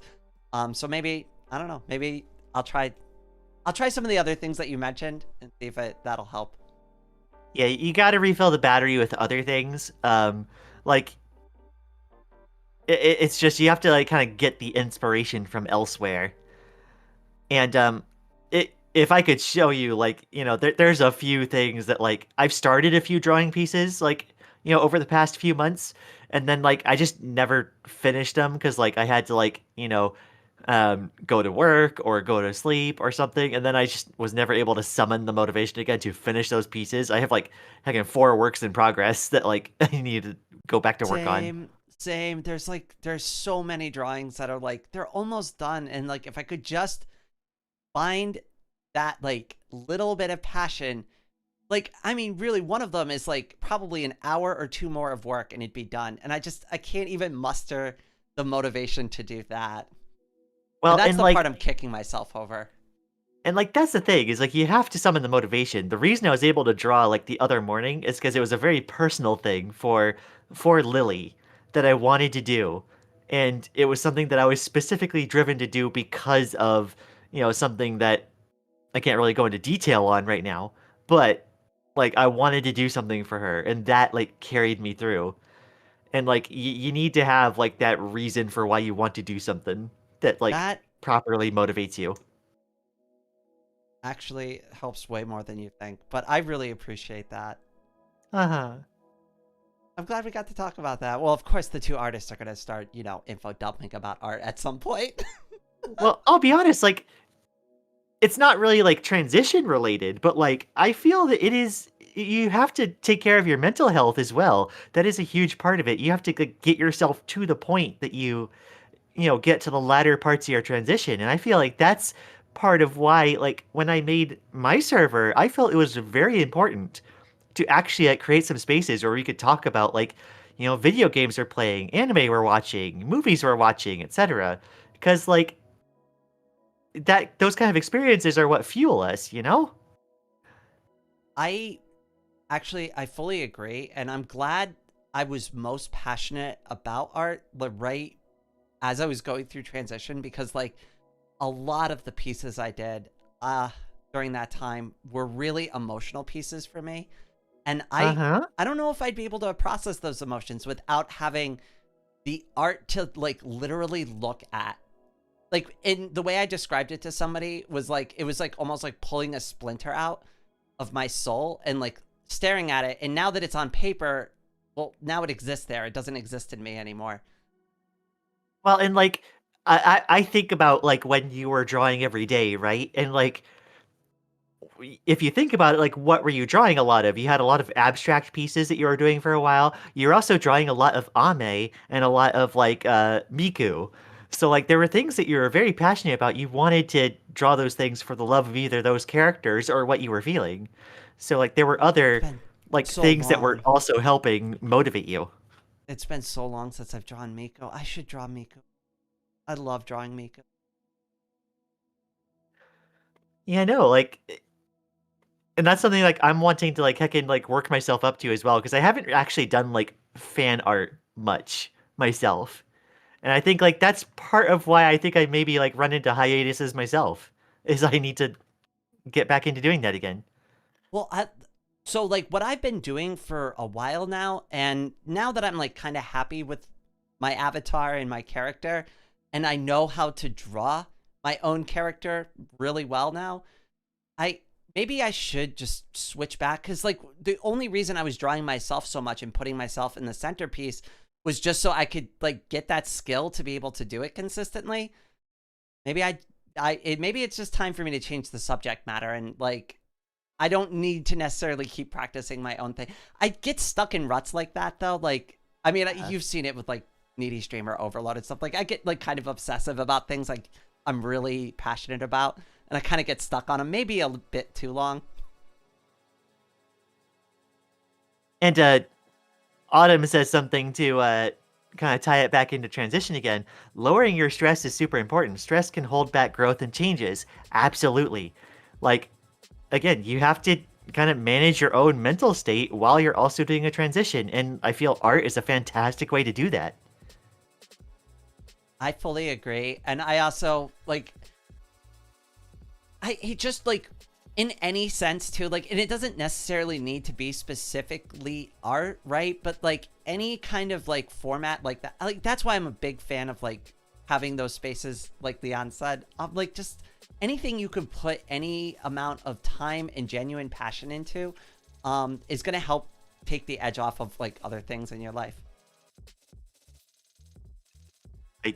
I'm sorry, I just saw the heckin' pinned comment you put. What? Oh, what? No. The kid. Well, hey, listen. I mean, there is part of that statement that is true. I mean, you sure can give the subscribe button a head pat.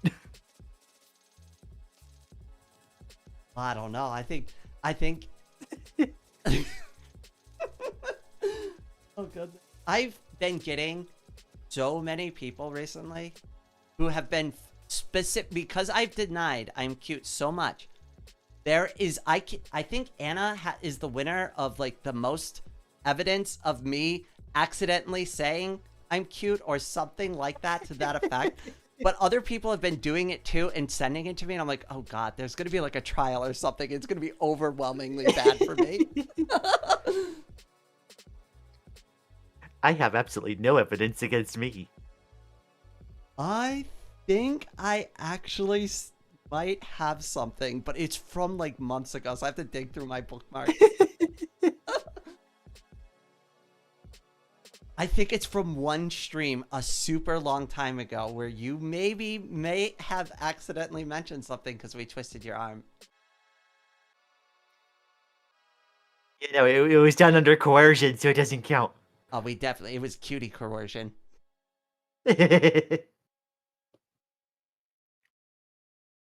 Notice she doesn't say that she isn't cute, that she's just a cutie denier. That is true.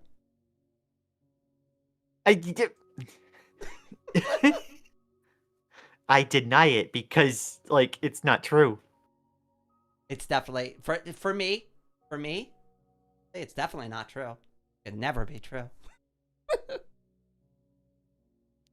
There's one cutie here, and it's not me.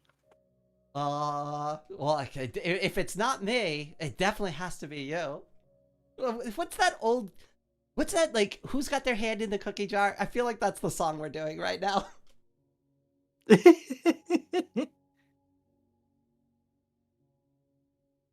Denying cuteness is a violation of N.22 of the Cutie Convention. Uh-oh. Now we're really getting ourselves in legal hot water. Get ready for cutie crimes. We may even have to have a cutie trial at some point.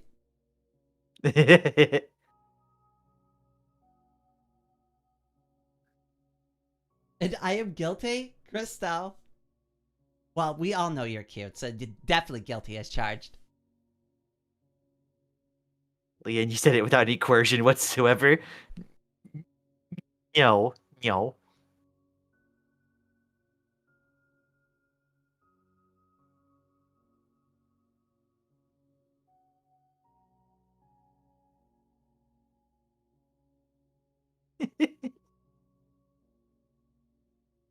I was kind of just scanning through the chat real quick to see if there was like any.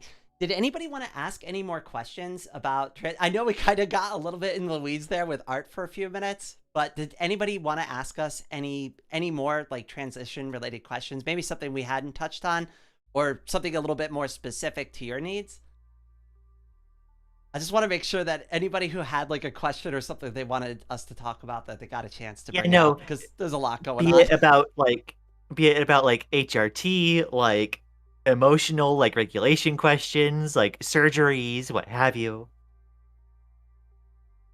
Oh, you know what I could talk about real quick while we're waiting for somebody to put something in is, laser. I wanted to just talk about my first like appointment with laser, because I didn't know what to expect. I didn't really have a chance to talk to anybody. I kind of just did this a little bit on a whim, so I didn't really have time to talk to anybody about it.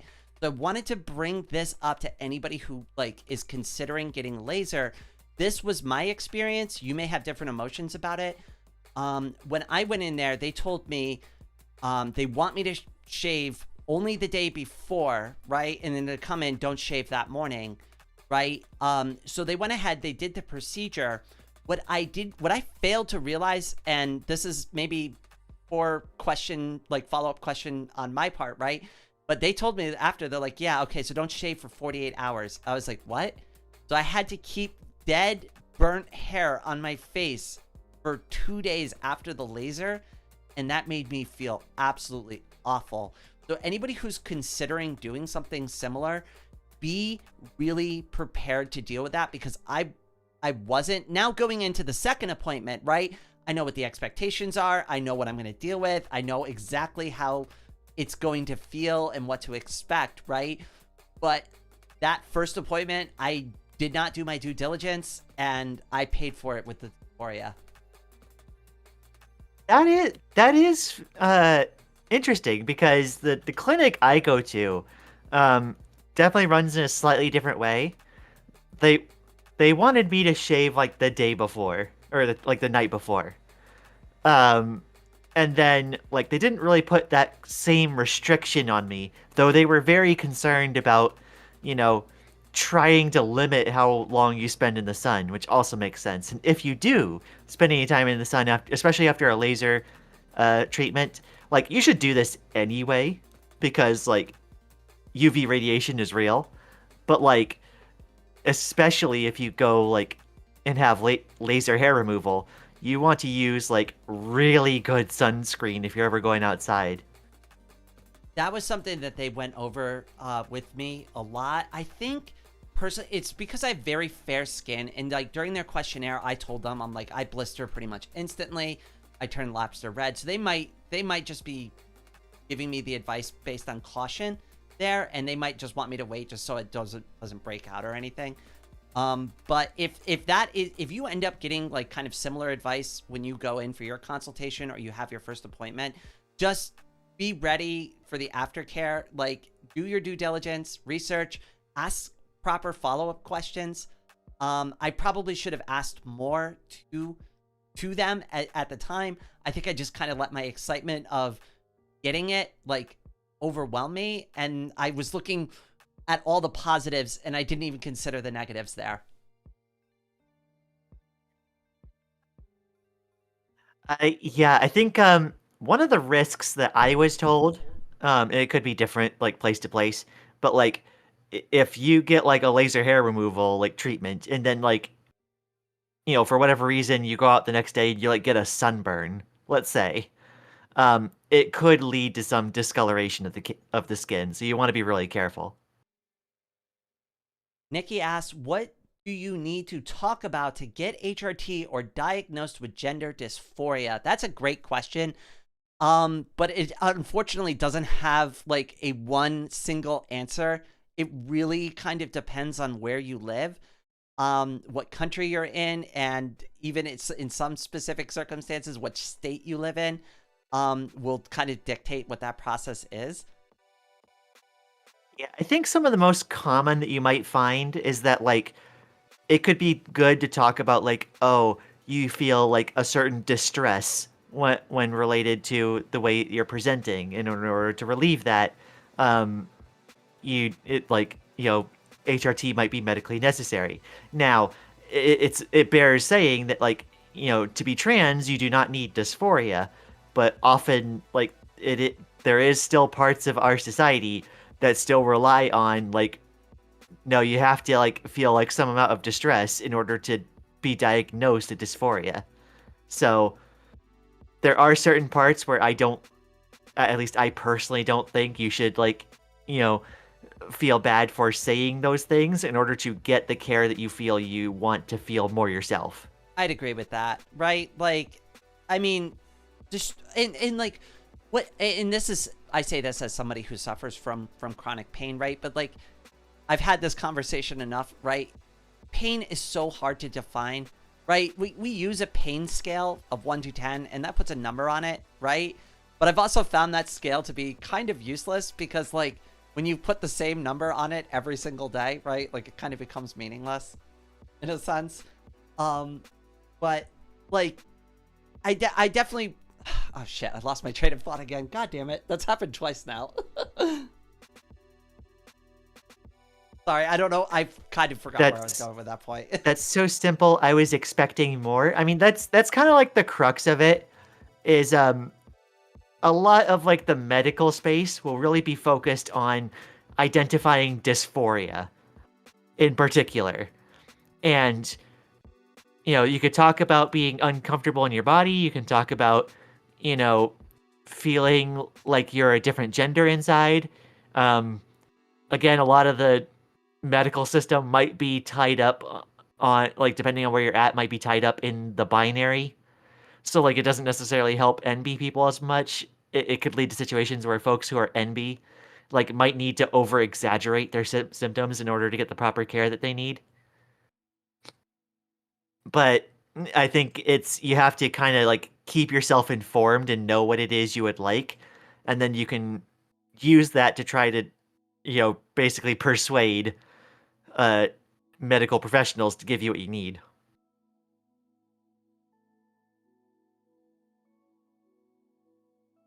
I I I'm I like your. I don't have anything more to add to that one. I think that's fair.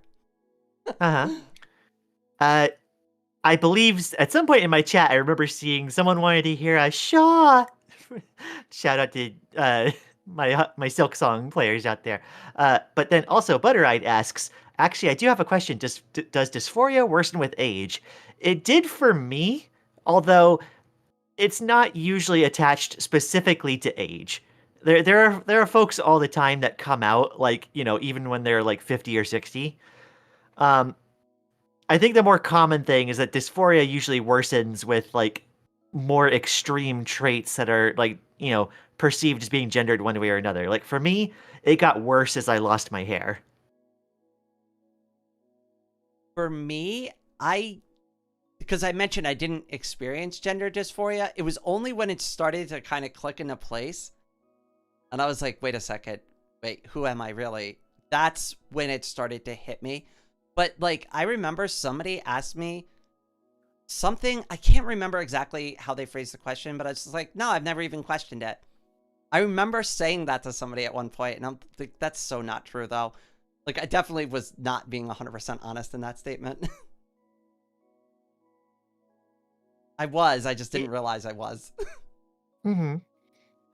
Maddie says, a bit of a specific question, but how would one get more comfortable with wearing girl clothes around people? Because I feel I have to cover my girl clothes with my dressing gown when with my mother. Um, kind of like with the bathroom thing, I feel like you kind of have to like slowly like open yourself up to wearing those things around like people that you trust to start, and then slowly expand that sphere outwards. And then once you're doing it for long enough, the social conditioning that you've had, like, often for decades, should eventually start to break down and you start getting more comfortable, like, just being able to express yourself. And the feeling of, like, trepidation that comes with that should dissipate. So I have a little bit to add to this one too. Something that helped me a lot, and I started my transition during the winter, and it's thankfully the winter still right now for most of the world. Um, One thing that helped me, and this helped me with like bras specifically, was I started by wearing a puffy jacket, and I would wear the bra outside, but like I would otherwise be dressed cis still, and I would just get used to wearing it under my clothes, the feeling, right, till it became almost like second nature. And that for me is like almost like exposure therapy, right? Like you start doing that enough, and like it just, I don't know, for me I was able to eventually just go, aha, here you go, That, I wear this that can now. be a very low risk way to start, for sure.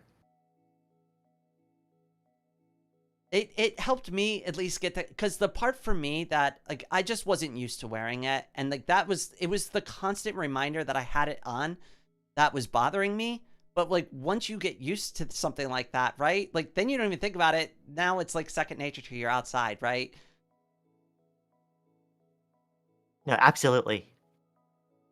Uh, Once you start getting comfortable enough that like you're used to wearing it, and then later you're used to wearing it like around people, um I think it eventually just starts becoming expected. And I think when it becomes expected of you that like you're going to be wearing the things that you want to wear, it becomes a lot easier to do so.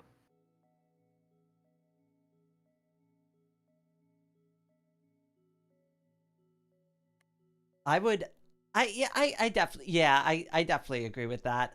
Craig asks, does gender fluid count as trans? I used to date somebody with it, but I never questioned it.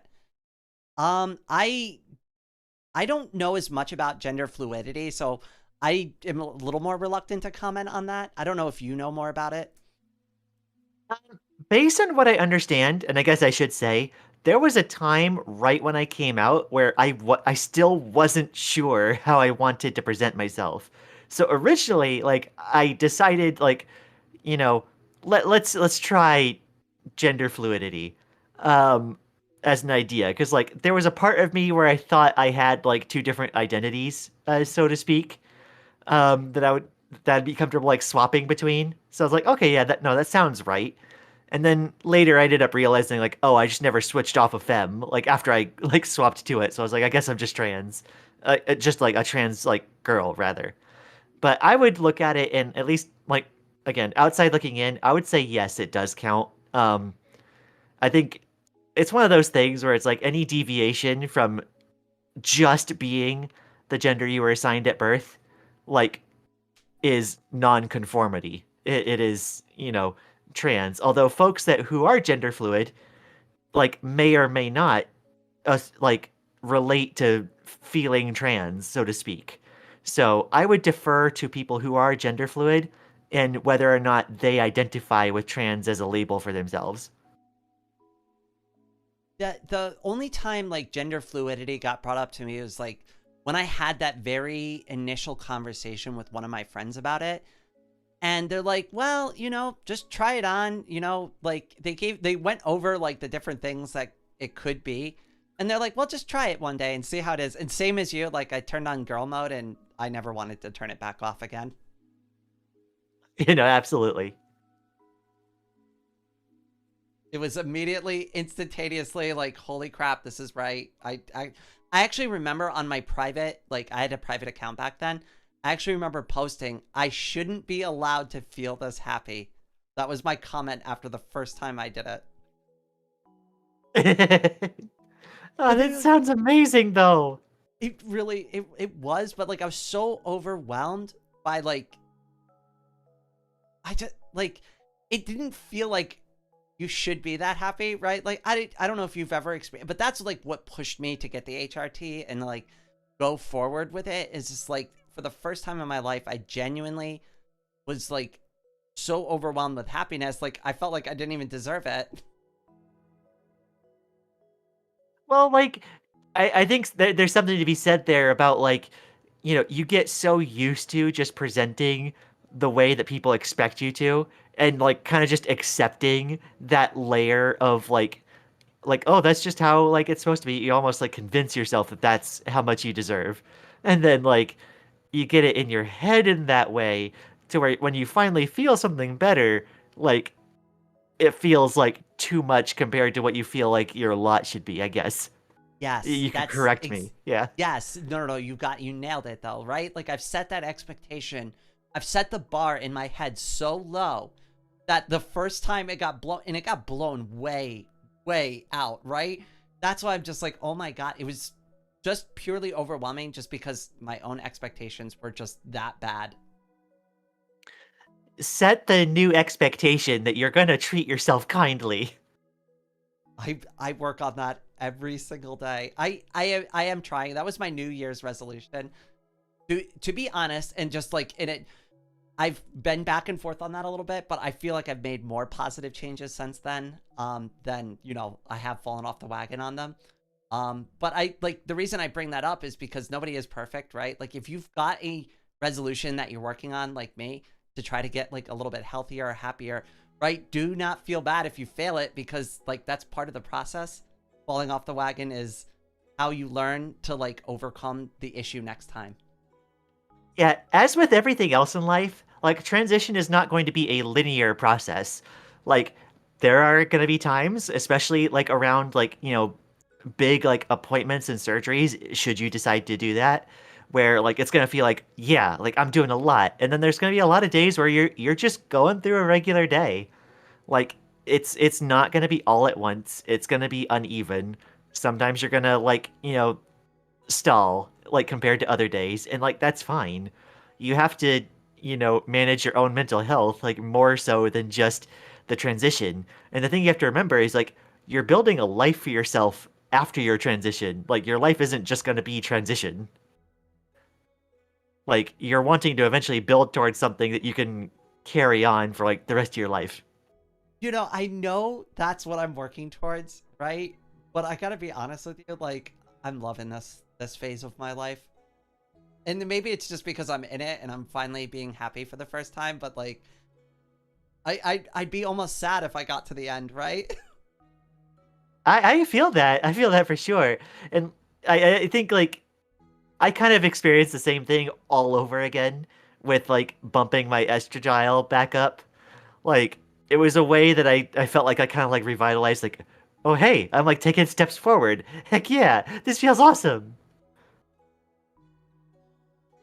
I know that there's always going to be a part of me that like, I love being in like trans spaces. I love seeing people on their journeys and like, even the fact that like I think we've both experienced this, people coming out and like in our streams and discovering themselves like that just warms my heart to see. And I so like there's always going to be a part of me that loves being in that space. But then there's also more to me than that, like being an artist and now working on a channel and such as well.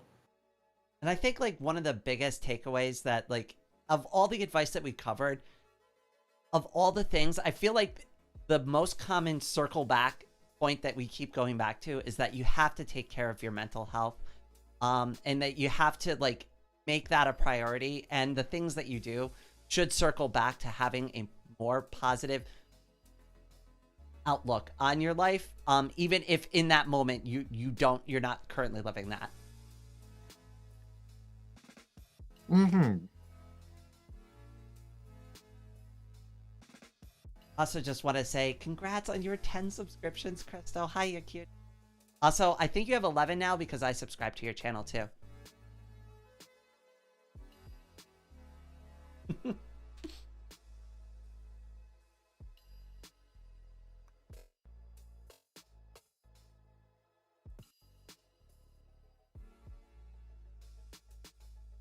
Anna says, I went with MB until I did a skirt spinning and shaved my legs. It was all girl after that. That sounds like so much fun. I can't do that, unfortunately. I definitely would fall over. Uh, I it's a side effect of the fact that I've been on like laser hair removal now for like a little over a year, but like I haven't bought a new razor in a while, and like I've been meaning to because like I can shave my legs again, but like it No, like I did that the first time, and like that was something I did even before I came out, and like that always just felt so good. I I personally have been enjoying that haven't had to shave as frequently. So like, and I've always had a lot of facial hair. It was like the one place on my body that like, cause I didn't get like a lot of body hair, thankfully, but like the one place it grew and super thick was on my face. I have been enjoying the fact that I can go like a day without shaving, and it's only been one appointment. So I'm really hopeful this will be effective. Unfortunately for me, I only got 6 appointments, so I don't know how far that's gonna get me. But if one got me shaving like every other day, I'm hoping after 6, it's gonna just be like maybe a couple days, maybe even like once a week I need to shave. That would be so much better for me. Yeah, no.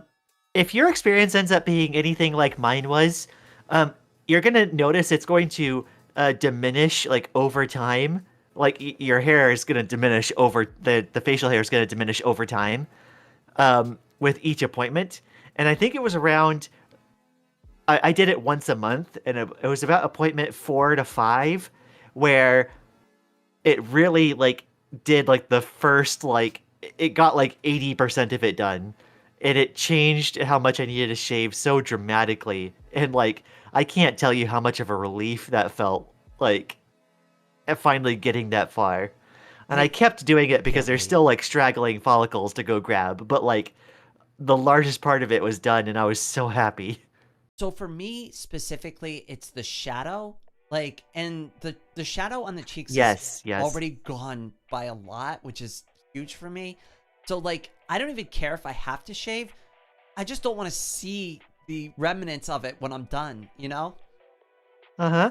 It sneaks up on you. Like the thing that like a lot of folks don't realize until they like start trying to like, shave and like, you know, do the transition part like as far as it goes to the face is like you can fully shave your face, and even if you get a really close shave, the stuff that's hard to remember is that like there is still a good amount of the hair follicle that rests below the skin, and there's enough of it there that it like discolors things like kind of a bluish greenish.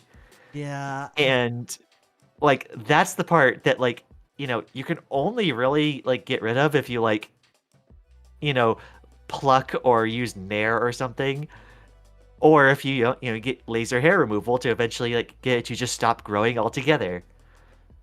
Anytime the Nair thing comes up, I always your advice about the test patch is huge because I didn't do the test patch. I just slathered the Oh Nair yeah. all over my arms like an idiot and just let it ride. And Ah! that was so. All right. So I gave myself a little burn. Not too bad. I took it off relatively. All right, relatively quickly, not super quickly because I thought it was supposed to do that. But yeah, definitely test patch. I have sensitive skin. Yeah, no, absolutely. Do a test patch. Make sure it's safe for you. And like, the thing is, you have to do it. You have to do a test patch every time because like, you can become less like resilient to it over time. Oh, and the smell, something that needs to be mentioned with Nair. If you don't like the smell of burning hair, this may not be the product for you. Honestly, I personally feel that like laser hair removal is like the most practical way to go about it. But if you need like a quick, like, no, I just need it gone, like at least once, like Nair can be a good option, like a few times. I personally, like, what was getting me by before the laser was the Philips One Blade and the Braun Series 7. But, like, the problem with doing that long term is, like, the foil razor is still, even though it's, like, not a direct razor on your face, it's still, again, it's an abrasive thing that you're constantly putting against your face every day. And if you're, like, crazy about your beard shadow like I am, like, it just, like, it's doing more damage to my skin overall. And, like, there's not enough lotion in the world to fix the amount of shaving that I have to do. So it's like, Right. my only option is to get the laser, or I'm eventually going to just end up damaging my skin. Hmm. So Mello was trying to ask something in my chat for a bit. I had her message me on Discord.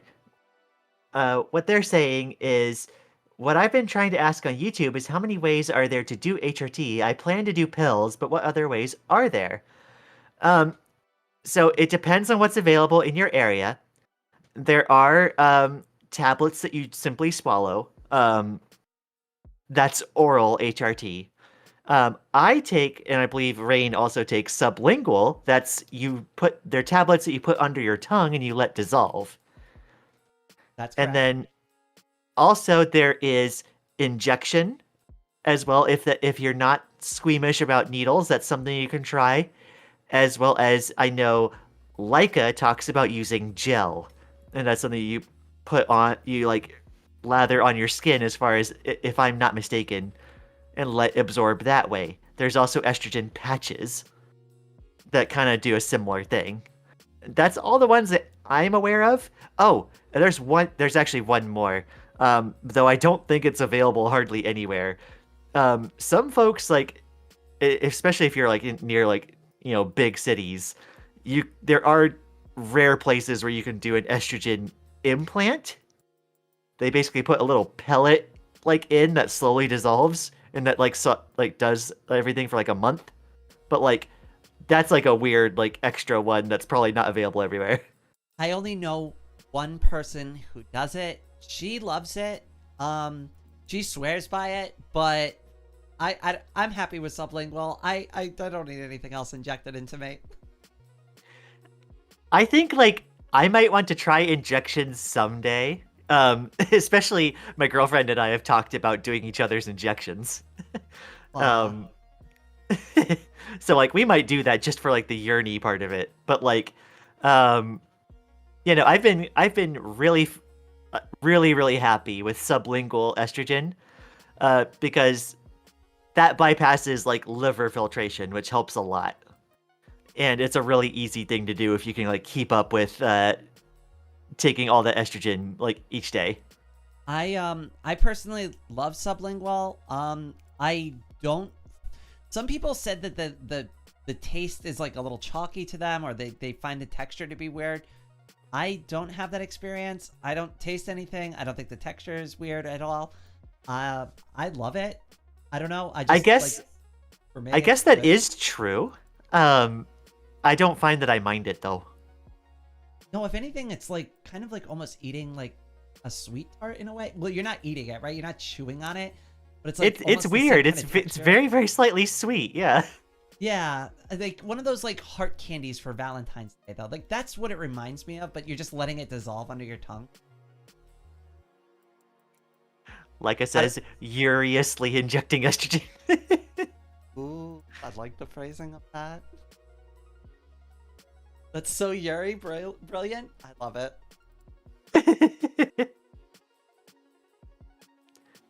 Also, Anna says 2 types of injections: deep muscle tissue, which is huge needle, and fatty tissue, tiny needle. I didn't know that.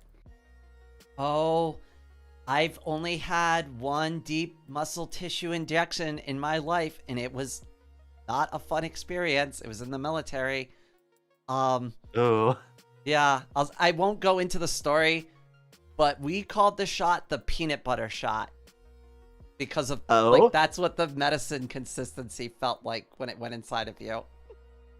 Oh. Yeah, so that was the part that wasn't I fun. can't imagine that. Oh. Yeah. So use your own imaginations there. I won't graphically describe it, but yeah, we called it the peanut butter shot. Also, what Autumn is saying, one thing about estrogen, though, you will probably need something to suppress testosterone for the estrogen to become the dominant hormone. That's true. I think Rain already mentioned being on, what is it? I forget what it, I'm blanking on the name all of a sudden. Your anti-androgen. Oh, I don't know the name of it. I know what you're talking about. Pro? No, that's not it. I know. I was just thinking of this earlier. Now Oh I've my blanked on goodness, it. didn't we just talk about it? Spiro. Oh, Spear. Yep. God, and I'm on that medication too, and I'm blanking on Yeah, it. spironolactone blocks testosterone. I was on finasteride. I was prescribed finasteride as my anti-androgen. It is weaker, but I was given that specifically for hair loss concerns because that was huge for me going into it, as I explained before. I now don't have to take finasteride anymore because of my bottom surgery, but that is something that you'll need to counteract testosterone as well while you're on estrogen. It's often just different types of pills that do different things. I If know you some get folks are on cyproterone acetate, I believe it is, and like that can be powerful, but also it does come with some risks with like malignant tumors eventually if you're on it for long enough. Ooh, I'm gonna take a hard pass on that one. Yeah. I'm good. I don't need any more health risks. I have enough as it is. So yeah, like you mentioned having to like drink a lot of water because of the Spiro, and that's something I never had to experience, which is funny. If for anybody out there too, the reason why I almost forgot the name of like my own medication is if you have medication timers, don't be afraid to have fun with them. I've shown this a few times to people, but like my medication nicknames that come up on my timers are called Girl Magic and Boy Blocker. There you go. So like don't be afraid to have like some fun with it, right? Like make it cute, make it adorable, make it you. Remember to take your antibiotics. Yes, there you I might actually I might change mine from boy blocker to anti-boy. Oh, that's so good. I completely stole that one from like internet memes, but Oh, well, now I'm stealing it from you. That's a gem worth stealing. Oh, goodness. What? You were in the military? Oh, sorry, I'm nosy. Oh, it's okay. Yeah, I was in the United States Marine Corps. I left the Marine Corps as a Lance Corporal, and I was an M1A1 Abrams tank mechanic, though that's not what I wanted to do. I wanted to actually fix aircrafts and eventually become a pilot, but that just never panned out for me.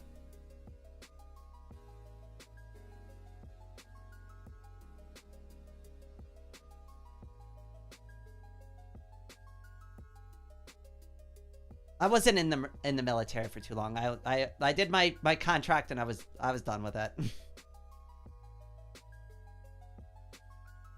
Autumn says the USA likes to prescribe spironolactone, even though the T blocking is an off-label use. It's blood pressure medicine. Oh.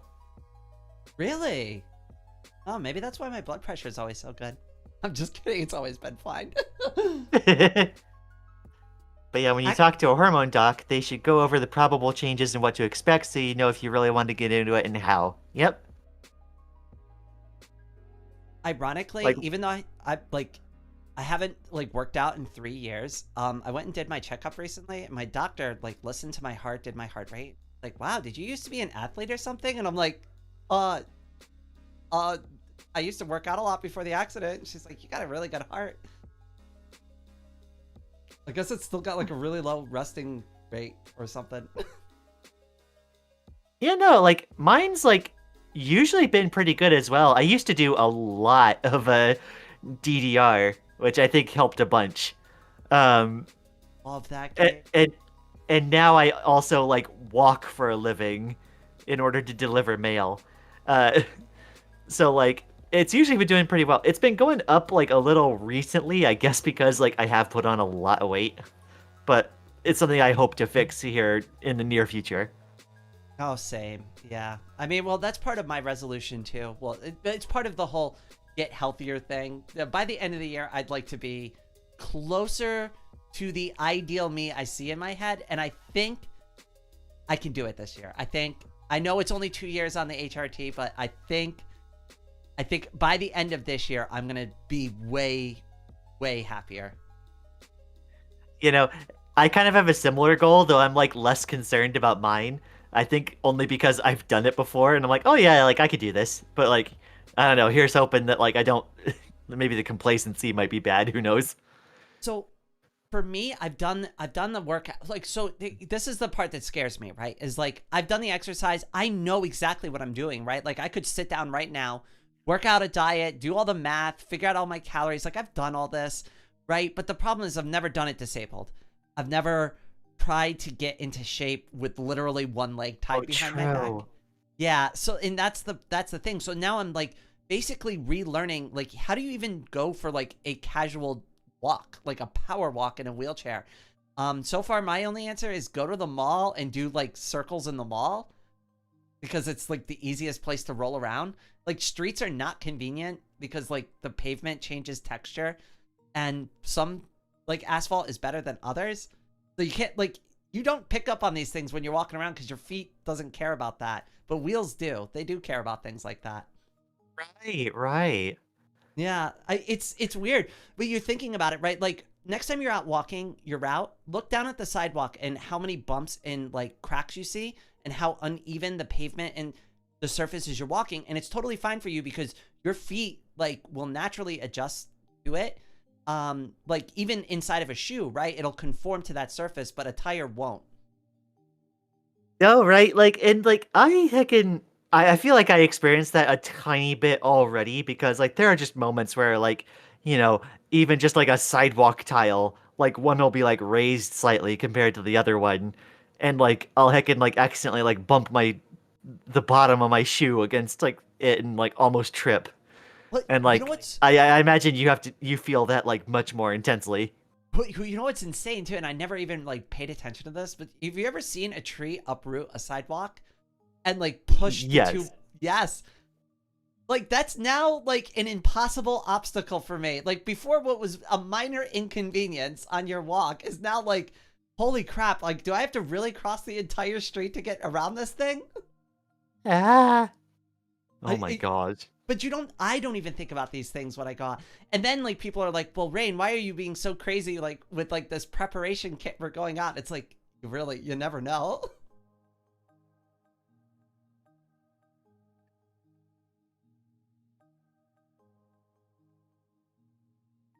I just want to say there's nothing wrong with your body. You are as good as you look. I had to learn this the hard way, Craig. That is beautifully said, and I agree with you.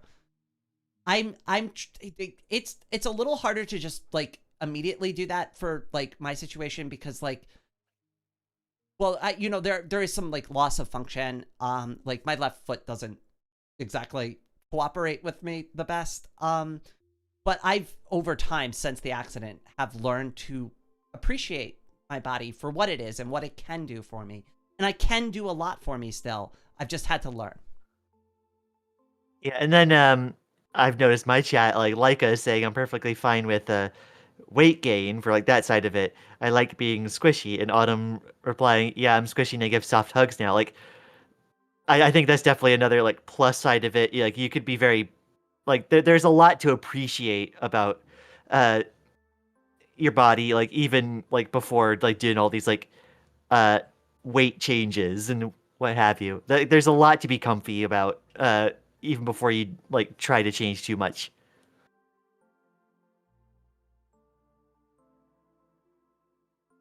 I'm trying to get to that place because like I do want to be I do want to be happy with all aspects of my body. Hmm. I think just like learning those like new habits, at least for me in my specific situation, anybody else who like has any kind of disability, physical disability that holds them back. I think like if you're like me in the situation and you're like going out and actually going through the experience and relearning it again, the new way will be the inspiration you need. I found that out. Like what I was doing before was like psyching myself out about it and not even trying. And I found even just trying and struggling a little bit brings more positivity than not doing it at all. Yeah, no, like you can do what you can do like what is within your power to adjust things to fit your own comfort, and then like even just like making that effort, I feel can make you appreciate everything else that you have all the more. I I've gotten to the point too, and I never thought I'd say something like this. But like one thing that has clicked with me recently, and this like kind of clicked with me as I'm buying like the spare tube and stuff like that, and I'm like, wow, this is just like my bicycle. So like in effect, really my wheelchair is not a wheelchair, right? I could think of it more like a bicycle. And that's kind of where my mentality is now is, well, I might not ever be able to ride a bicycle again, but this is not exactly too different, right? That's at least Yeah, what I'm going for. like you're working like within the means that you have at this point, it sounds like. I'm finding it more and more fun to go out. I'm finding it more enjoyable to use the wheelchair. The Mhm. confidence is building. Absolutely. Also, I loved Autumn's comment. You might say there's a plus side to plus size. That's great. Oh, I do like that.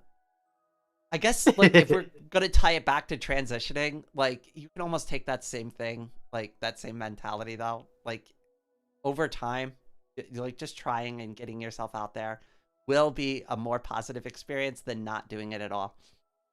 No, absolutely. Like whenever you're transitioning, you're approaching it from so many angles. Like there's the body chemistry thing with being on HRT, which has a ton of positive changes. That's like one of the easiest things to see. But then there's also like a bunch of social and emotional changes that you like also need to work on. Like you're building an entire life and you're like catching back up with basically like, starting from page 1, trying to figure out how to do everything. You know, my mom actually brought something up similar to that because like I was lamenting to her and I'm like in a lot of ways, not just with the transition, right? But like in a lot of ways in my life, I've had to start completely over from zero again. And she like the one thing that she reminded me because I was just like, I don't know, like this, like I can't believe I've got to do all this work all over again. And she's like, but you have the experience now, right? Not many people get an opportunity to have a second chance. So use what you learned in the past to like build that proper future for yourself. Absolutely, absolutely. And like you can still work towards goals, and then while you're waiting for certain milestones to happen, work on other facets of your life that help like, again, like mental health is critically important. Like we get lost in needing to hustle, and like it's tough out there these days, but like you have to take time to like take care of yourself, like just mentally too. Yes, yes. As a content creator, as somebody who's constantly like on the go with like their content, trying to be on stream all the time, right? Constantly working with multiple people, having like, even I have to like take like, and I haven't been, right? But like, even I've learned the important lesson. I have to take the weekends off. I have to stop at some point, right? And give myself the break so that I can continue to do this. Absolutely, absolutely.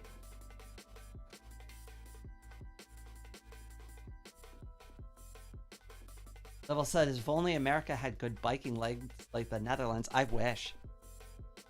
I wish too. I visited Canada for like a moment in a place that had actual like subway and uh like public transit, and I'm like it still wasn't great, but it was leagues better than what I was used to. I would just appreciate, like, if we would just stop with the whole share the road thing and just make proper bike lanes everywhere. Like, can we just end that? Like, we don't need to share the road. Like, why don't we just split the road? And then everybody has their own space. Like the Netherlands got it right. They separated the bike and the driving paths.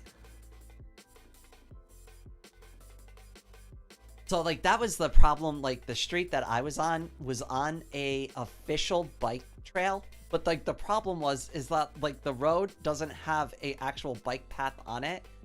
It doesn't even have a yellow line on it for like both sides of the traffic. It was literally one of those share the roads, wink wink, nudge nudge, Oh like kind of no. setups. You know what I'm talking about though, right? I'm sure as like, in Yeah. your field of work you've seen those kind of streets. Yeah. hmm Yeah, it's not a Oh great yeah, setup. no. Like I feel like most folks that are on Fetty or even just like neurodivergent enough, like this could be like an entire other topic. Oh, I Uh mean, we probably could do a whole stream about it. no, absolutely. Absolutely.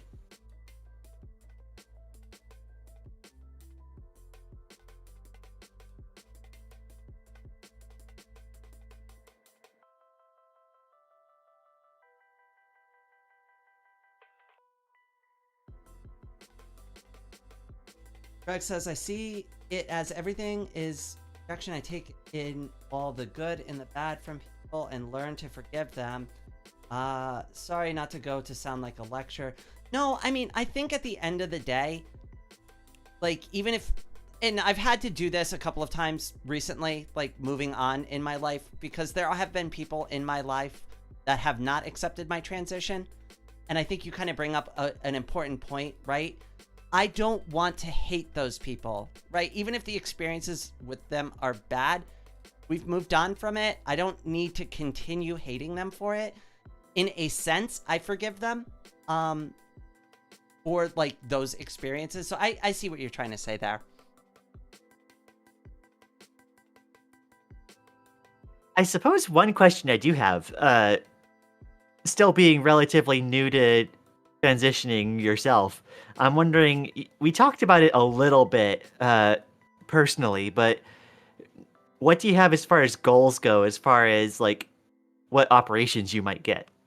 So as far as I'm concerned, and I I do want to get some form of bottom surgery, but I brought it up a couple of times to you and a few others that my primary concern about something like that is the fact that I am an ambulatory wheelchair user, and I do spend a majority of my time sitting and laying down. And it's the aftercare of that procedure and the physical therapy that I'd have to go through preceding it that is the biggest concern for me. So as far as like a long-term goal is, I would very much like to at some point get to a place where I could have some kind of bottom surgery, but I still need to do all the research, see what options are available to me, what the different types of physical therapy look like for that. Is it the type of physical therapy I can perform with my physical limitations? So unfortunately, like for someone like me, it becomes a lot, like it quickly becomes a much deeper rabbit hole. But if you're asking me for a goal, at some point within maybe the next 2 to 3 years, I would like to get a bottom surgery. But I'm not even sure if that's in the cards or not, realistically. Yeah, no, in your situation, it's definitely gonna be a task to navigate, I'm sure. Um, and yeah, that can be just what it is, their goals. Um, I it can. does sound like for reference, I got the full bottom surgery, but they do have options where like you don't even get a you don't even get a canal, like, and that is a lot less maintenance. It might be worth it considering. And that's like, and those are like the little nuances that I really, I will be spending like a lot of time with like surgical consultants talking about that kind of stuff, because at the end of the day, right, the worst thing I could possibly do is get a medical procedure that doesn't align with what works with my body, and then we have complications for the rest of my life. Right, Yeah, right. that's my biggest fear there. And I guess for my own part, like I said, I've already gotten like hair transplants. I've gotten bottom and top surgery. I'm currently in the process of seeing if I can't get a revision to my top surgery because like I couldn't get the full size that I wanted. Uh, because like there was a limit to how much like the skin can stretch. So like we had to wait a year before I could get that. So I'm currently looking at getting that. And the last one that I'm considering again is like the only like other major source of dysphoria I have is usually like around my like jaw and like brow area. So I'm considering facial feminization. I'm not entirely sure how practical it's going to be able to get that, especially here in America right now. But like, heck, I'm going to try. I, yeah, I'm gonna wait like for like those like smaller ones, like the laser, like the hair removal for the laser. That makes a ton of sense, right? But like with I'm gonna wait until I'm like right around your transition timeline to start making decisions like that, because I don't know if the HRT might fix my jawline or not, and if it doesn't, then I can consider something like that. That's at least where my head's at. Yeah, I originally ended up going for I did like the hair transplants first because like that was gonna be non-negotiable. So like I did that like as I came out pretty much. And then I decided to do the bottom surgery first because I wanted to wait to see what HRT would maybe do on the top side. And like there are girls that like experience like chest growth after like several years, but like it still wasn't like as much as I would have liked, still self-conscious about it. So I ended up getting that next. And like the one that I've been waiting longest on has been the face. And it's something that like it does from what I hear it does change slightly like with HRT over time, but it takes several years and the changes are very very slight. So, something to mention, this was a misnomer that I had going into HRT, and this is just because of my sister's specific reaction to her HRT. I thought that HRT is going to just make your chest huge. But she's the exception. That's not the rule. I didn't know that though, because she's the trans person I've had the most experience with prior to transitioning. Um yeah, it's funny because like, it really is different like girl to girl. Like the best thing that I could say is like it does act differently on everybody, and the best indicator that you have on how it's going to go for you is like anyone that's watching is you have to look at, a woman in your life that is like related to you, so often like your mother, and what you can expect will often line up with, vaguely like your mother because like you share genes and it's probably not going to quite go to that far, but like that's the best template you can use to gauge like what's going to happen. I I've been doing something similar recently, but my mom actually mentioned to me that I looked more like one of my aunts on my father's side, and I'm not really familiar with like my father's side of the family, so she showed me a picture, and I was like, oh my gosh, actually, you're kind of right. Like that does look very much like me. But I could definitely relate to that. I actually like that look, so if I do end up looking like her, I will be very happy with that. Yeah, and like I guess in that case you probably got those specific like genetic details like from your dad. It's so weird, but like before people used to say, "Wow, you look just like your dad," and now nobody ever says that about me anymore. Funny, I love it though. It is like for me, I literally had a situation where I went from looking kind of like my dad to now 4 years in HRT I look kind of like my mom. That's kind of how I feel. Nobody's mentioned it to me yet, but I feel like I look more similar to my mother now. Autumn, there's a meme that everyone has a genetic encoded chest size and you can only find out yours by going on HRT. Yep. Oh God, I can't. I still haven't figured mine out. I think it's still going. It's been a year. It's still sore. I don't know. Like, I guess that's normal, but it's like I kind of thought by now it would have stopped. Uh, Maddie asking, just making sure hips do grow with HRT, right? They do. Like, there is a very, very slight widening of like the hip bones, but then the majority of what you'll experience on that front is after you gain some weight, and some of it will be placed like on your hips. I'm looking forward to that. Like, I definitely want the more hourglass shape, but I want to lose the weight too. So it's like I'm kind of stuck in the middle there. Yeah, it's kind of funny because like at least the way I went about it is like I was early on HRT and I ended up losing a bunch of weight in like 2023-ish because like I went on like a keto diet for several months. I like lost 100 pounds. Oh Um, wow! and then Congratulations. oh, thank you. And then like recently I've gone back up to where like my weight used to be like before I started keto.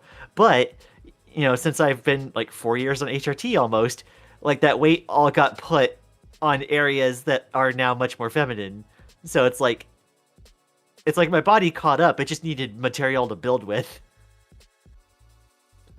I mean, that's see, that's the thing that's making me a little worried about like trying to go on like get really thin right now because like what if I'm still doing that and I didn't realize it because like I don't Well, know. and like we talked about before, transition is not a linear process. Like, it might just be that losing a bunch of weight might help, like, reduce some of the old stores of body fat you had that were in more masculine Oh, places. that's true. I didn't even think about that. And then when you gain weight again, like maybe some other point down in the future, it'll start being placed in the more feminine spots. You know what? You Yeah. will have to gain weight at some point in order to actually like get like the body fat redistribution that's often like on HRT. All right. You know what? I'm just. You know what? I'll just go for the middling approach. We'll just see where I land. There you go. Can't go wrong with that. I personally am thinking about wrapping up soon. For anybody that's in my Fair chat, enough. I just want to make sure that I got to everybody's question. I know there was a lot going on. There was a lot of memberships coming through at one point, and a lot of like super head pats were coming in. So if I missed anything from earlier, I didn't address somebody's question, or you wanted us to go over anything, this would be a pretty good time. And also, I just want to give a heads up to anybody who's in my chat and watching my stream. When I end this stream, it will redirect to Leon's stream. She's going to be continuing after this. I believe you're going to be doing Baba Is You. Yes, I am. So anybody who wants to watch that or hasn't ever played that game and doesn't know what it is, definitely go watch it because it's a super fun puzzle game. It, it's a mind bender for sure. It's gonna be a lot of staring at this lizard trying to figure out what words to put together to do confusing things. The whole game, the whole experience is cute. I just love it. I gotta play that game. Absolutely. I'm gonna be so bad at it though. Like, you think you're bad? Like, you just wait till you watch me play it. I don't even necessarily feel like I'm bad, but it does take like some time to figure out like the heckin' logic behind everything.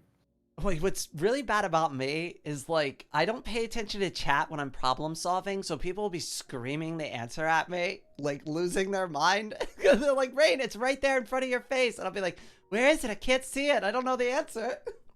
I often have folks like trying to like gently hint me towards the right spot, and oftentimes like my playthrough of Baba Is You so far has been like infamous for like me like accidentally taking hints in completely the wrong direction.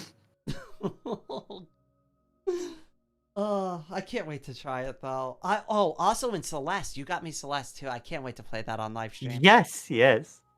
I'm looking Absolutely. forward to that. Celeste is so much fun. I'm warming up to my platforming by doing Terraria first, which seems like the harder platformer to do. Yeah, no, that's certainly a choice.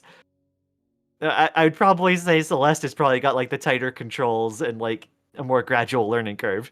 So the reason why I wanted to go with something jankier is because like when I do get to something that has a better control scheme, I'm hoping I go, oh, this feels so much better, right? Oh, true, true. Well, that's what I'm hoping for, but we'll see how that plays out for me. Aw. It looks like I think we got to pretty much everybody's comments on my side. I'm not seeing too much more on my side of the chat. So I did want to just take a minute to just thank everybody who came in to my side of the live stream today and who spent a lot of time with me and Leon asking questions and just having a good time with us. And I especially do want to say a thank you to everybody who gifted memberships to everybody in the chat today who sent super head pats. All of that stuff is really, really, really supportive.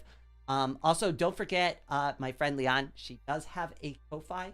So, you know, she doesn't have super chats and super head pats turned on for her channel yet, but you could still go check out all her art, everything there. I'll drop a link in my chat right before I go so that you can check out her art gallery. Thank you so much for having me. It's been so much fun. This has been a blast. We've got to do this more frequently. We let too many months span the last time, so I'm hoping we get this set back up hopefully soon-ish. Absolutely. I'm absolutely down for it. All right, so I'm going to go ahead. I'm going to end my stream. I'm not going to be doing a follow-up chat this time for anybody who's on my stream. So anybody who's here, just remember, you're going to get redirected back over to Leon's stream once I go here. All right, thank you so much for having me. And take care. I can't wait to hang out with y'all again. Same to you. Thank you. And I hope all of you have a wonderful day. Bye. Bye-bye.